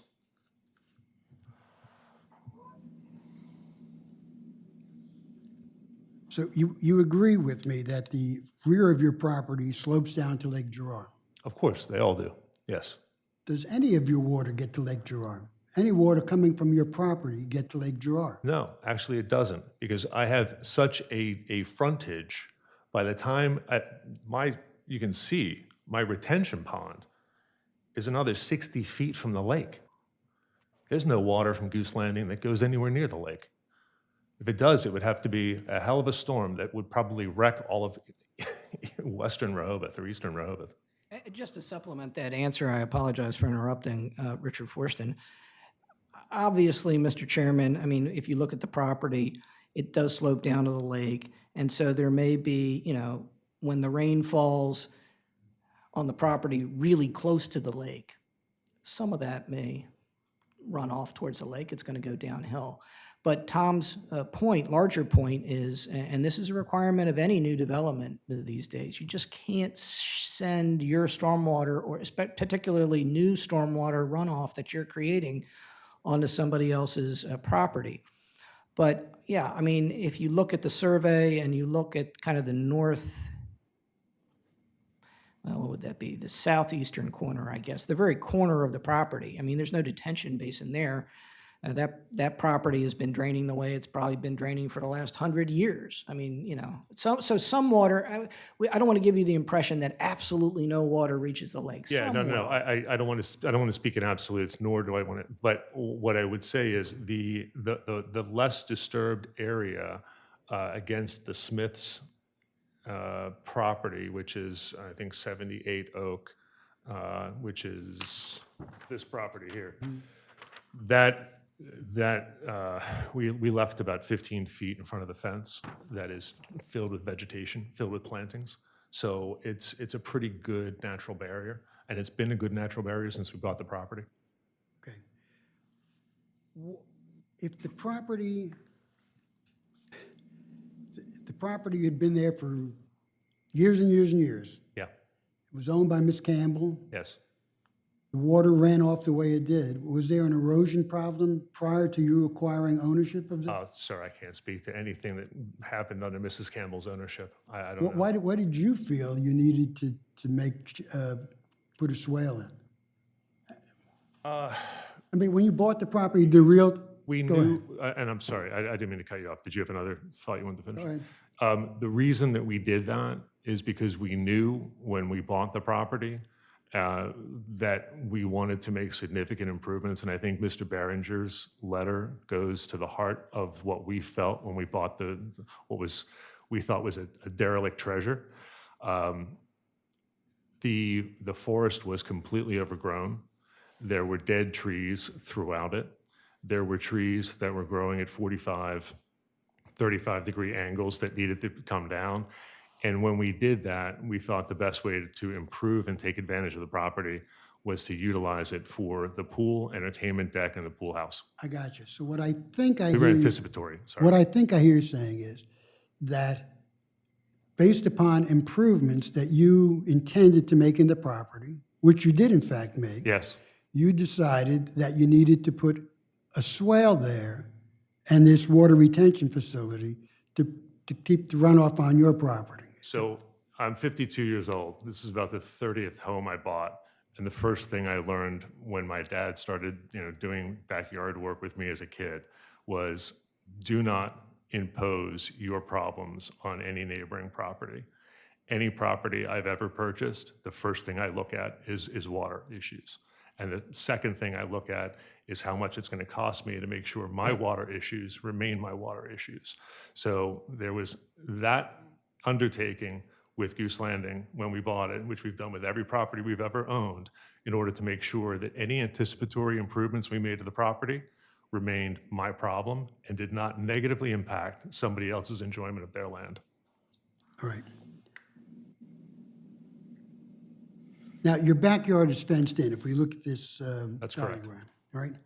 And it's fencing, it looks like it's metal fencing to me. It's an aluminum fence. It's aluminum fencing. It's not a solid fence. That's correct. It's a necessary fence because of the pool It's a necessary fence because of the pool. under city code. And on the north side of the property, does the fence sit on the property line? The north side, I'm sorry, on the Oak Avenue side? No, Oak Avenue would be the west side of the property.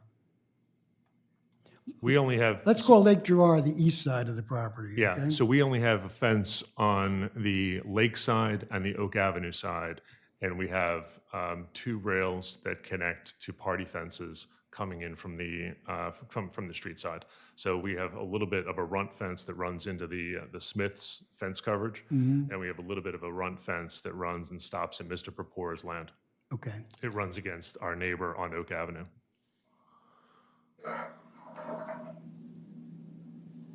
How far is the fence on the Lake Gerard side from your property line?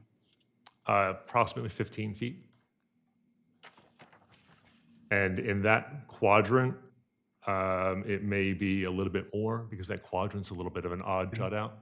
Why did you decide not to place that fence on the Lake Gerard side on the property line? Well, we were, we had some interesting conversations with Mr. Janis's predecessor. Mr. Who? Mr. Janis's predecessor. And the plan to put in a fence along the lakeside was done where it was permitted to be. And then just for aesthetics, we continued it across in the same line.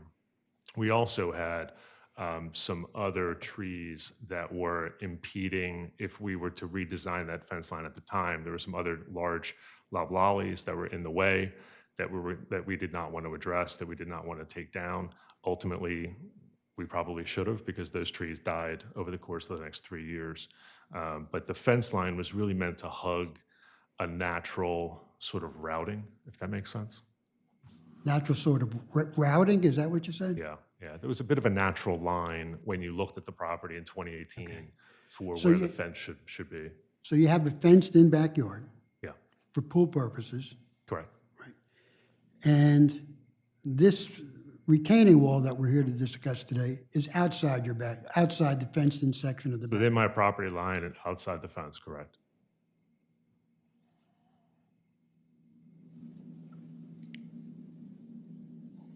So why did you place the retaining wall outside the fenced-in area? Why did Well, you? we put it against the area of our property that was affected by the flooding. And what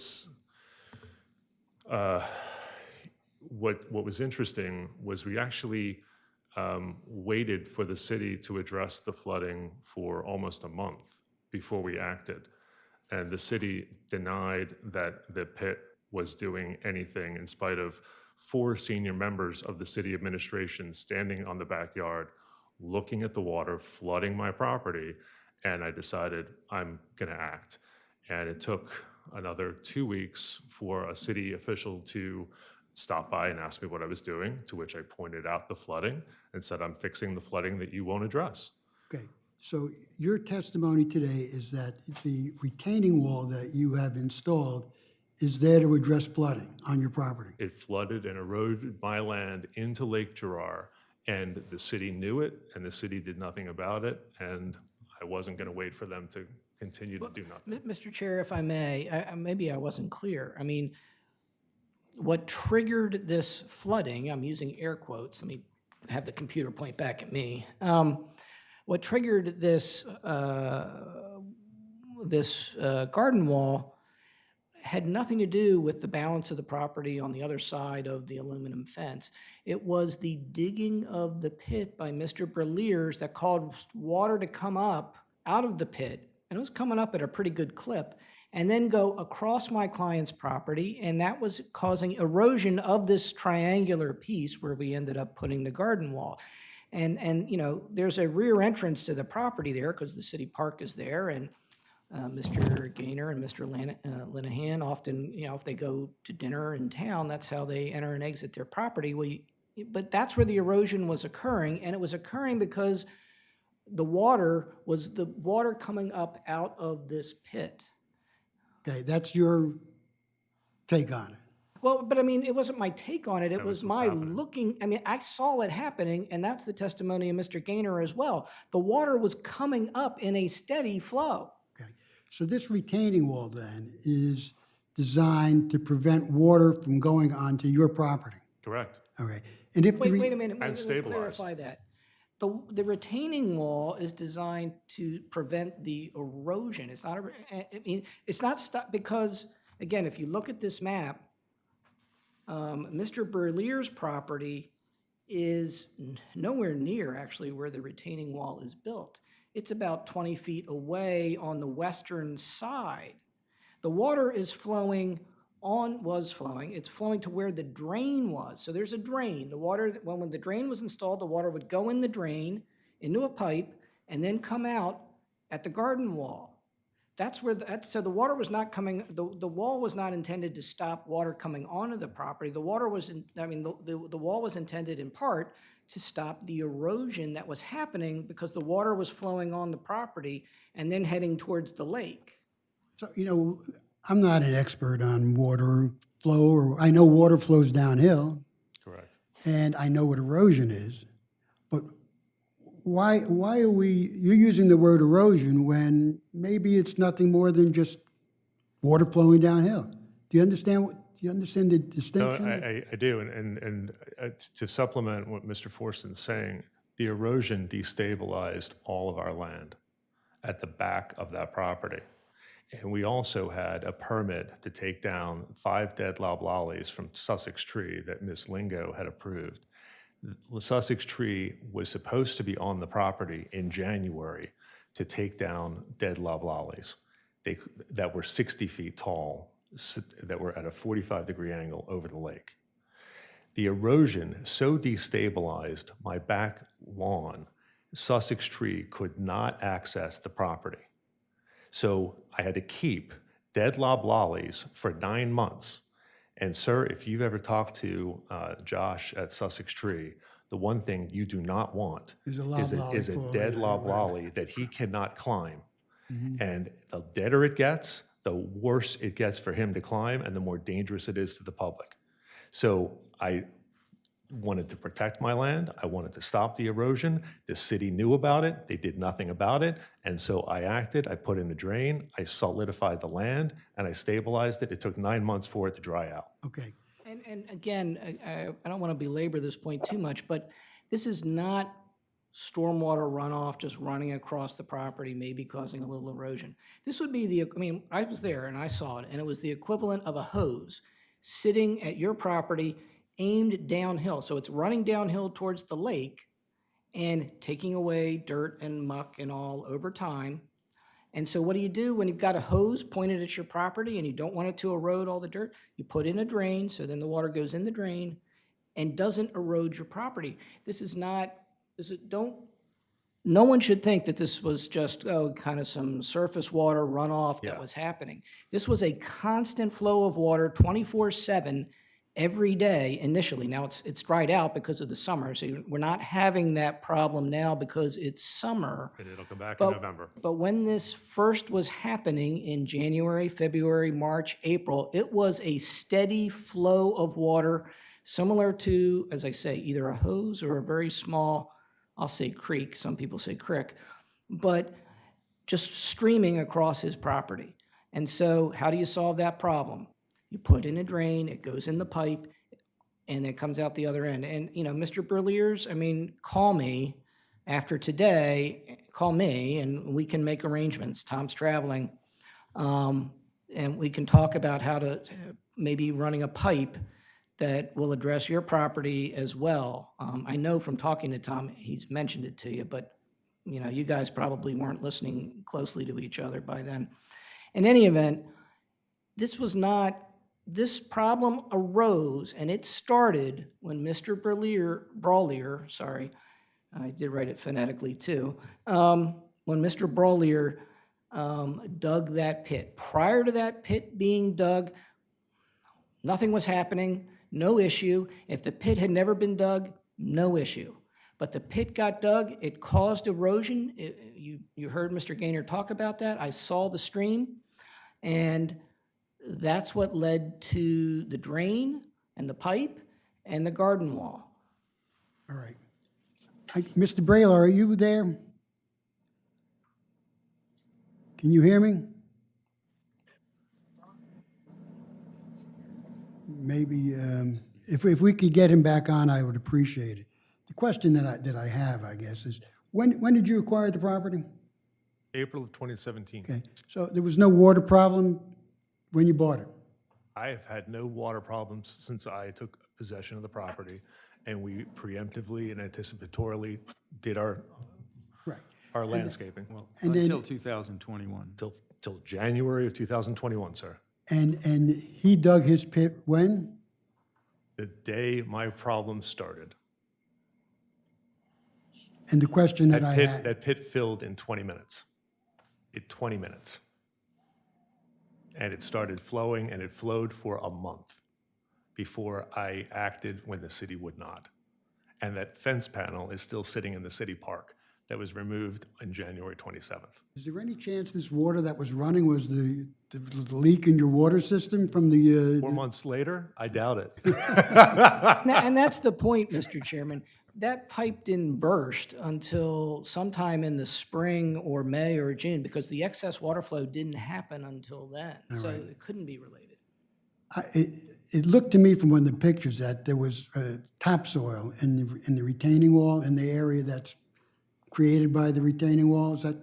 Yeah. Do you have any idea how many cubic yards was needed for that? I don't. The guys who were doing the Lake Avenue project for the city were kind enough to take pity on us and give us some dirt from that project, because they were looking at the same flooding, and they got us a bunch of dirt to try to fix some of the erosion. Right, but you also solved their problem. Otherwise, they would have had to have hauled it off, correctly? We thought it was a win-win because they were trying to help us, and we saved the city some money on hauling some dirt away. Right. I didn't ask Mr. Brailar this, so I'm kicking myself now, but did he make any improvements in his backyard during this period of time? You're That aware I of? don't know. Okay. I didn't really pay attention, but all I do know is I do have photographs of his drains that go right into his lowest part, and of course his Hi, pool. this is Briggs Brogger. I'm and of sorry I course got cut his- off. Okay, here we go, he's back. And his pool, of course, is built in the lowest part of the Mr. Brailar. Yes, I'm You're sorry I back. got cut off. I'm sorry, were you able to hear what's been going on here? Until just about 2 minutes ago, I think you had a question for me? Yeah. When did you dig that pit, and why did you dig it? I'd have to look at my receipts. It's in the document I think I sent you, but when I started experiencing the persistent, consistent standing water in my backyard, I went to a number of people to try and come up with solutions. Liz Lingo actually told me about, I can't remember off the top of my head, the engineering firm that designed City Hall. They also did landscape work. I had them come out.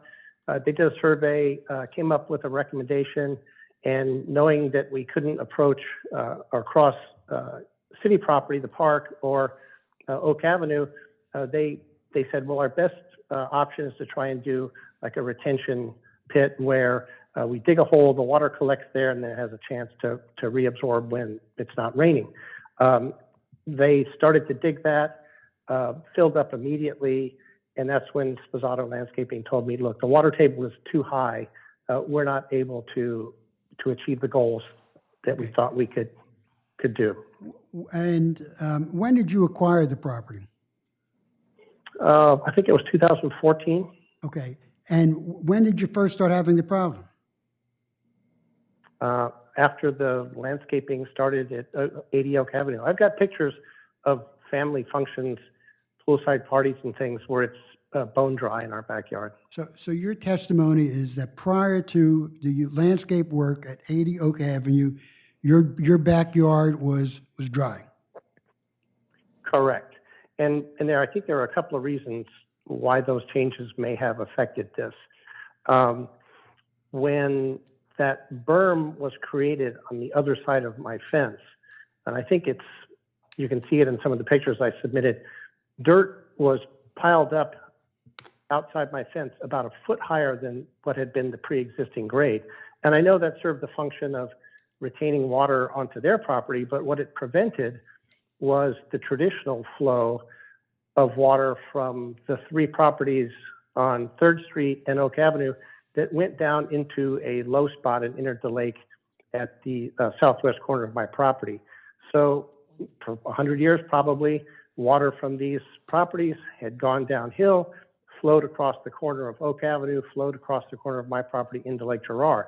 When the grade was raised on the Oak Avenue side, the water now had nowhere to go, and it's been backing up in my yard ever since. Okay. May we ask a question? I'm not finished with it. Sorry. So I have another question for you. Would you, Sure. would you tell me whether you've done any substantial landscaping or made improvements in your backyard that I should be aware of? Not since 2018. When we bought the house, we did a complete renovation of the house and then installed a pool.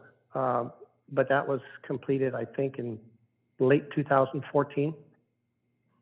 That the improvements you made did not cause this water problem in your backyard? We did not have that water problem after we did the improvements. It's only been in the last 2 to 3 years. And you're telling us that you think that your water problem is caused by the swale and the berm installed by your neighbors? Yeah, the natural course that the water had taken for decades was significantly altered and blocked as a result of the landscaping done next door. Okay. Your neighbors are taking the position that when you dug your pit there in your backyard, you tapped into a spring. Do you agree with that assertion? I do not. Okay. Do you have a theory for why that pit is filled with water? Because the water table was so high. Okay. Also, I had one question earlier when they said that they had noticed there was a break in their irrigation system. What part of the property was it? Could it have been that some of that flooding that they mentioned earlier was caused by the rupture in their irrigation system? Well, we addressed that. They disagree with Okay, it. I'm sorry. Okay. Okay, I don't have any other questions. May I ask a quick question? Mr. Hold on, Brilliant- we're going to take a... Sorry.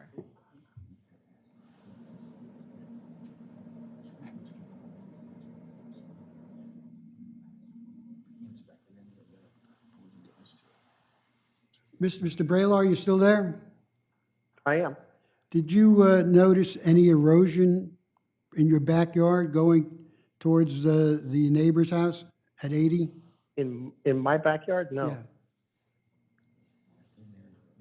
Did you notice any erosion from their backyard coming towards your backyard, or erosion coming out of their backyard? I did not. All right. Do any other board members have any questions they'd like to ask anyone here? Well, Jerry, this is Barry Brandt. Again, I'm looking at the photographs submitted, and I clearly see, what appears to be, this is not a question, but this is a statement, backfill, whether it was the city that put it there, that's retaining the water. And listening to everything that has been said, I have a hard time understanding the need for a wall. Yes, a need for drainage, but a need for a wall. So the only other question, did anyone contact DENREC or SOLA for advice? It's to the floor. Anybody? Anyone? I paid as my next step in trying to get this health and safety hazard in my yard fixed. I have engaged Todd Fritchman of Envirotech Consultants to help me, and he said the first thing we need to do is a jurisdictional determination. So in March of this year, I paid him money to first go to the Delaware Department of Natural Resources to see if they had jurisdiction on the lake. They came back 5 months later and said, we do not. And then he approached the Corps of Engineers, and I think they've been doing some surveying here, and I have not yet heard back a report from him. But DREC said it's not in their purview. Okay, thank you. Jerry, that's all the questions I had. Anybody else? Could I ask? Sure.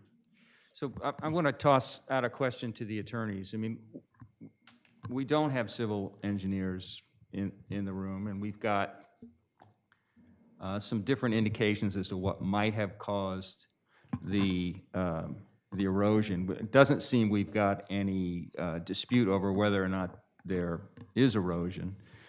So what's the legal significance of the applicant having obtained permits to do the work that they've done? What would happen if there was a conclusion that for some unforeseen reason, the regrading of the 80 Oak Avenue is contributing to a problem? I mean, does that mean that the applicant can't ask for a variance at this point? I mean, are they forbidden from asking for a variance if someone down the road someday with proper expertise would do an inspection and say that the erosion that was occurring there is a result of the improvements made on 80 Oak? I mean, do we have to answer the question where the water's coming from? Do we need to know that? Look, let me start, if I may, by answering the question. First, Speak up, please. I'm sorry, Richard Forston. Let me make sure I'm on camera, too. We are asking for a variance to put a structure within 50 feet of our rear property line. The undisputed evidence, it should be undisputed, because no one has disputed it, is that erosion was occurring at the rear of our property and that we put in a drain and a pipe to address the water that was coming from the pit, which Mr. Brolier admits was dug. That's the source of the water here. There shouldn't be any argument about that, none. All this talk about when 80 Oak Avenue was developed, all this talk about what Mr. Brolier does on his property when he put his pool in. By the way, his neighbor to the immediate north, Mr. Purpura, he put a pool in 2018 as well. I mean, nobody should forget that fact. But none of that is relevant, because we know that as of December 2020, there was no water causing erosion on Mr. Gaynor and Mr. Linehan's property. We know that at the end of 2020, so that's 4 years after they purchased the house, 2 years after they completed the renovations to the house, in December of 2020, there wasn't any issue, any problem whatsoever for my clients. And we know that in January of 2021, Mr. Brolier, working with a landscape architect, and look, I said at the very beginning of my comments, I believe he was doing all this in good faith and thought he was going to alleviate his problem. They dug a pit. That pit straddles his property line and the city park property line. They had to take down a fence panel to do it, but that's where they dug a pit. It was pretty square when it was first built. I mean, you know, I used to dig a lot of holes when I was growing up and I did landscaping, and, you know, I can appreciate a nice hole when it's dug right. But as soon as that hole was dug, and I believe it was Mr. Brolier who said it, that filled up with water. So something happened when they removed all that dirt. I say they hit a spring, but that's just me. It doesn't matter what. They relieved pressure because water just started flowing up into that pit and then pouring out of that pit, and it was going across my client's property, and it was causing erosion on my client's property. And after a couple of weeks, when the problem was still continuing, and the erosion obviously by then was worse, and the water was just constantly streaming, they took action. They put in a drain and a pipe system and a garden wall. And for the life of me, I can't figure out why anybody begrudges them that. Because when you apply the quick check factors, there's no, when the landscaping is done, when the seagrass is up, nobody will ever know that wall is there except psychically. I guess they'll know. But if you take that wall down and you take the drain out, the problem is going to return, and there's going to be additional runoff from this pit once the November, December water cycle starts again, and there's going to be erosion. So I think the garden wall variance is really an easy question. The bigger question that we're all now exploring, and I welcome this opportunity to discuss it, is how do we solve Mr. Brolier, I'm sorry, I'll get your name right, sir. How do we solve his problem? Now, we've offered, and the offer is still open, to allow Mr. Brolier to run a pipe across our property. I still remember talking with Mr. Frickman in the end of May, and he told me, he swore on a stack of Bibles, he was so certain, that Lake Gerard was absolutely subject to Army Corps jurisdiction. I had our consultant call their contacts at the Army Corps the next day, and we were told absolutely positively it was not. We could run that pipe tomorrow, just like we ran Mr. Gaynor and Mr. Linehan's pipe. We could put in a solution tomorrow, maybe not tomorrow, but you get my drift, very quickly. And I think really start to address the problem. And we're happy to work with him, but we don't want a concrete sluice with streaming water across our property, which is the only proposal that was ever presented to us. And we said no. I don't think anybody here would have accepted that if their neighbor asked them. But sure, a pipe, why not? And we're more than happy to work with him in good faith to try to solve this problem. That's what good neighbors do.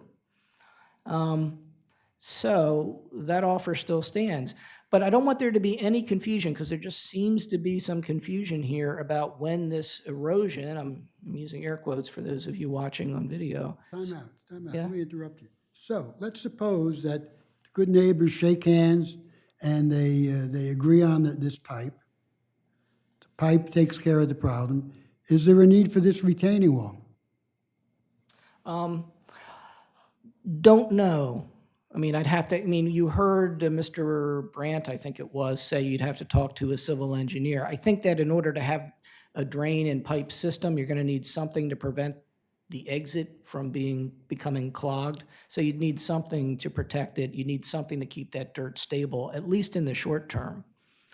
Once we get trees planted and there's roots and there's plantings, probably, well, again, I'm not a landscape architect. I don't want to speculate. Why isn't there erosion on Mr. Brailar's property then? Because the water flows downhill. Right. So but he's up. This pit is at the very lowest point on his property. So it's not going to flow back. I mean, it's going to flow down across my client's property towards the lake. So there's no erosion on his property because the water flow created by this pit is flowing away from his property. Why is that, in that photograph that we have here, Where it looks like there's fill? it appears that the water is backing up onto his property. It's not flowing away from his property. It's taken up a good percentage of his backyard. Would you agree with that? Well, and the way his backyard is landscaped, he needs to do some work, I think, to his backyard, quite frankly, because I don't think it's sloped and swaled correctly.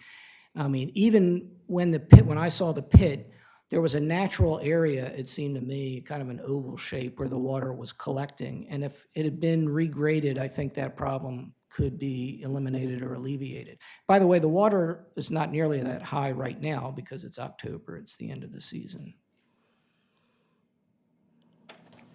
Well, we're hearing you. Can you hear me now? Yes, now I can hear you. Okay. I've been listening to this and, I read all the material and while I thought it was a fun building inspector report, they weren't relevant issues. To me, the relevant issue is yes or no, this retaining wall. And it seems to me that one of the things that we have to look at is the effect of the variance on other people. And is it possible that these Mark Papura and Mr. Brailar and Mr. Gaynor can get together and talk about with the city, how do we solve this problem? You have a problem. I don't think anybody doubts that you have a problem. You illegally solved your problem, you think, but not everybody agrees with you.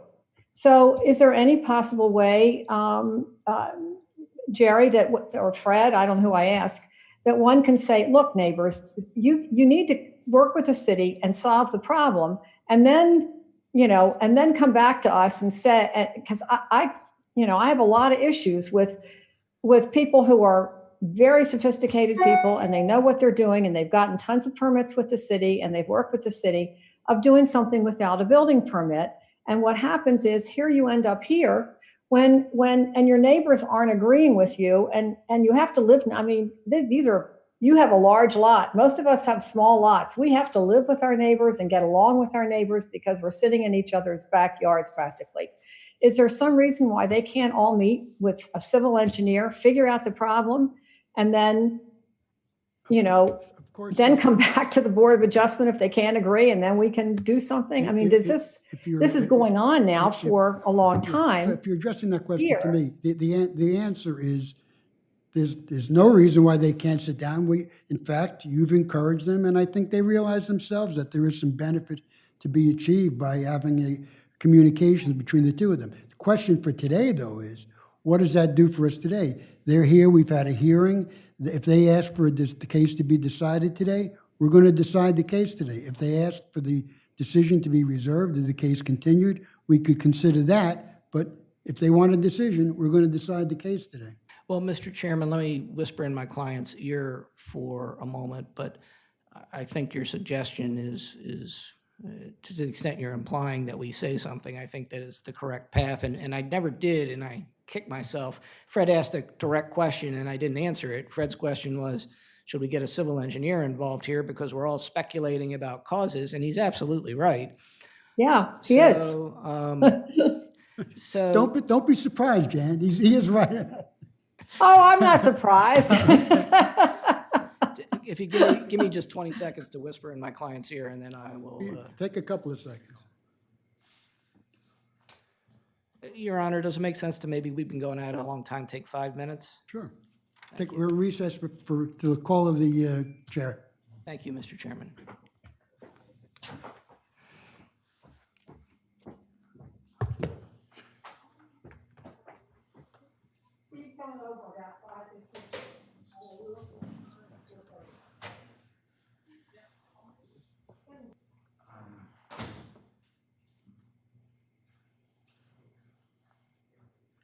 The right result? It would be beautiful. Yeah, it would be beautiful if they could work that out.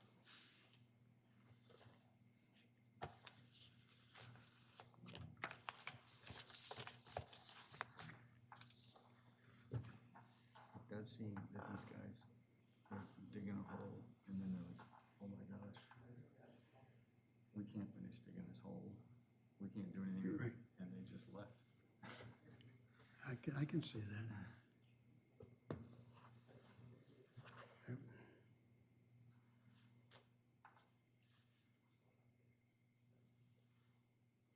I'm sorry, not your pickleball. Where do you play? Usually I play down at Deauville. So there's fewer people down there at the school, the elementary school. On the weekends, it gets pretty crowded. Yeah, that's been a popular place. My wife has played over there. I forgot. Yeah. I just started playing, but I really am enjoying it. And it's a fun game. It's nice to be with my neighbors doing stuff like that. My wife came back, and she played tennis for a lot of years, and she took this clinic, and she came back. She goes, oh, so much fun. She says, look, I got a red mark right here, and I got a red mark right here. And she was all excited about it.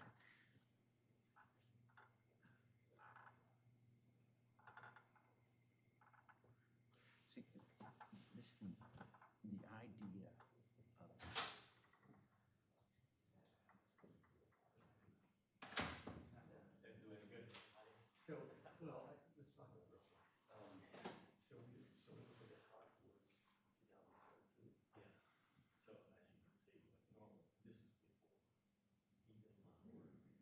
Burden's on him. And just for him to say, well, I looked at it, looks like you hit a spring. Well, but what no one is saying there's no erosion. And I was going to ask the question that you asked, which is, can you describe what you mean? You're just throwing this word out there, erosion. What's actually happening? And they talked about it destabilizing their yard. I don't know that anyone disputes that. No one's offered any. So let's say they did cause the problem. They caused it. They did everything they did was legal. Everything they did was certified. Everything they did was according to plans that were drawn up by Davis, Bowen, and Friedel, and they over-engineered the whole thing. Still caused a problem. What does it mean that they don't Shouldn't do. need a remedy.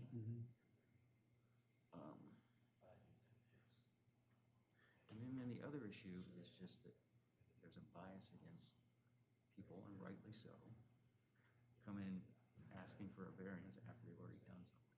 But that doesn't prohibit you from coming in and asking for the variance.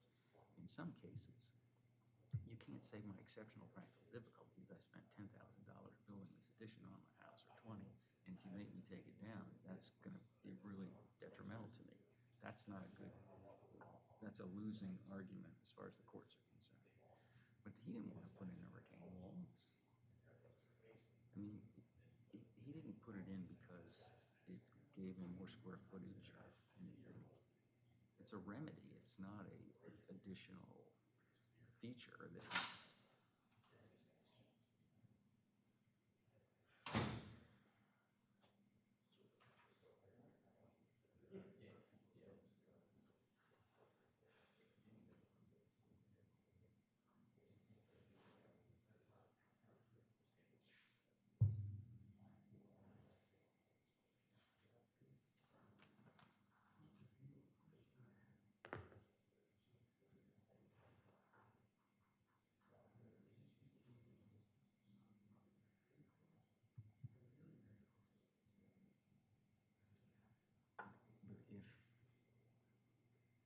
what difference does it make if If they caused it, then maybe there should be some remediation someplace else.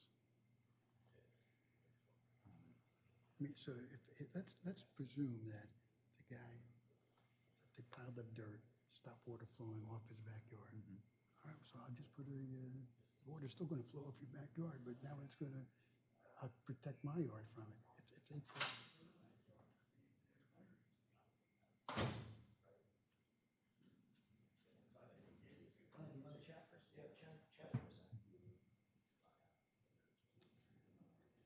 How are we looking? I was gonna chat with Glenn and maybe chat with Fred for a second. Be my guest. right now?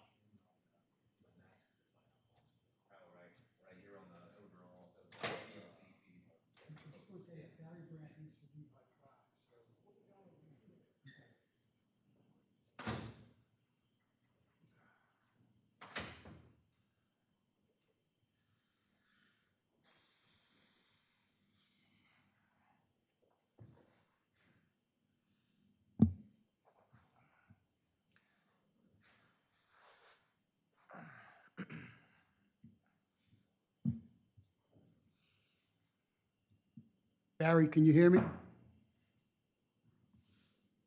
Dan, can you hear me? Okay.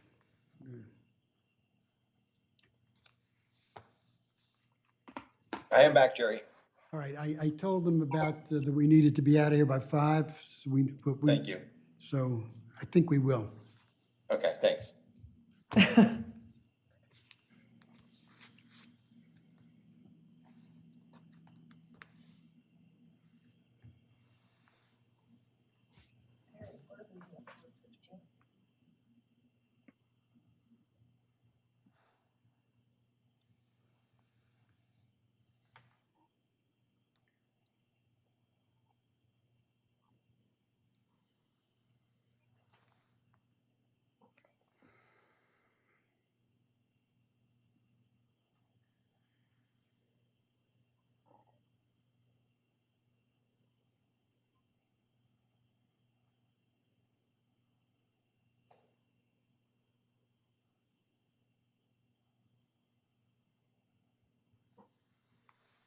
You know, Jerry, if you look at the city emblem behind you the wrong way, it looks like a large airplane.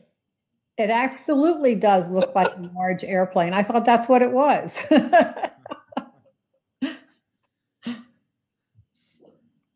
I didn't realize Jerry was sitting in the city offices. More so in the video.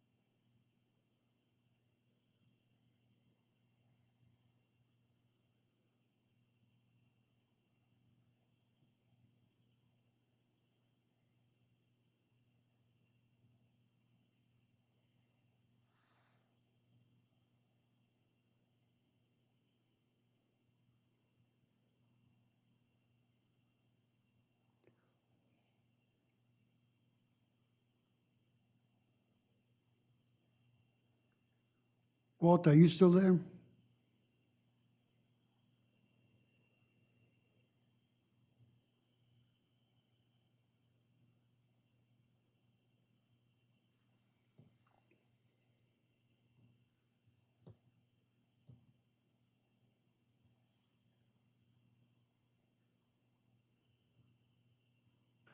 Chairman, he's still logged into the meeting. Yeah, I know. So I know that both Walt and Barry have time constraints here, so.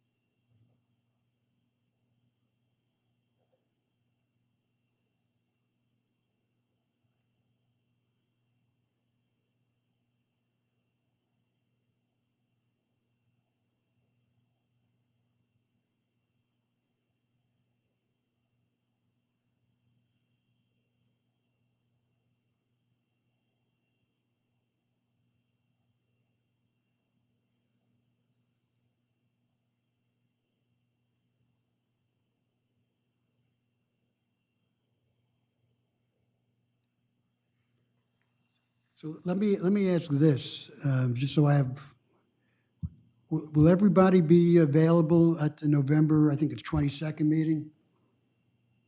Yes. Jan, give me a thumbs up or down. Thumbs up? Yes, yes. Okay.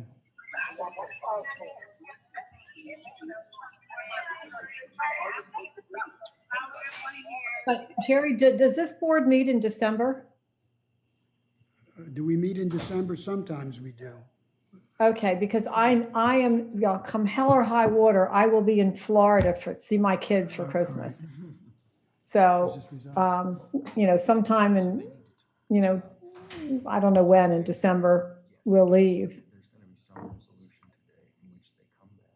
They have to have some time frames, and they're probably gonna come back in November or December and make a report to us.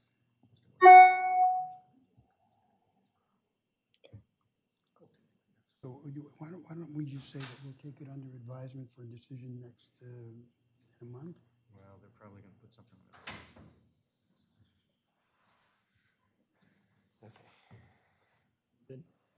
So we continue it then? Okay. All right, well, so we're all here. You gentlemen have had the opportunity to confer.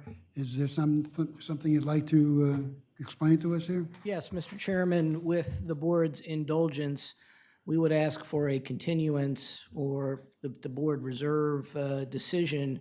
And Mr. Townsend, Mr. Mandalis, and I will get on the phone as soon as we can this week to set up a path forward. But we would propose to give you a report on our progress in November with the idea that we have an absolute solution and how it's going to be done. It may take longer. We may need to wait for warmer weather, but we will have a proposed solution by December.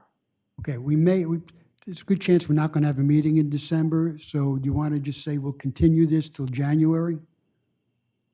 That's fine. My goal would still be December just because I want to get it done with. Okay, well, let's just say, all right. And if we need to continue it beyond that, we will. All right, so is there a Glenn? Is that a fair representation of where we are? Yeah, the city's position is that we are in agreement that a short continuance is probably appropriate. We're anxious to have a meaningful discussion. This whole area does need attention. So our only concern is that this has lingered for a long time, so we want to make reports to the board and be sure that we resolve it timely. So is there a motion to continue this case until December with the understanding that we've heard a lot of the testimony so far, but the parties are free to provide additional information and evidence at the next hearing date? Is there a motion to that effect? Jan makes. I would move to that effect, Jerry. The only thing I would say is if they're ready to come back in November, could they do that? Yeah, of course. That'd be a good idea. Okay, perfect. That's how I'd make that motion. It's seconded by I'll Barry. second that motion. All those in favor signify by saying aye. Aye. All those opposed? Motion passes unanimously. Okay, the case is continued. And do we have any other business to consider today?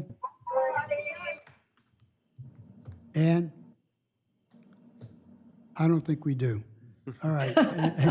She's already went. And is there a motion to No, adjourn? we do not, Chair. Motion to adjourn. Somebody. Make that motion. Second. All those in favor signify by saying aye. Aye. Aye. We are in adjournment. Okay, thank you. Aye. Thank you all. Thank you, everyone.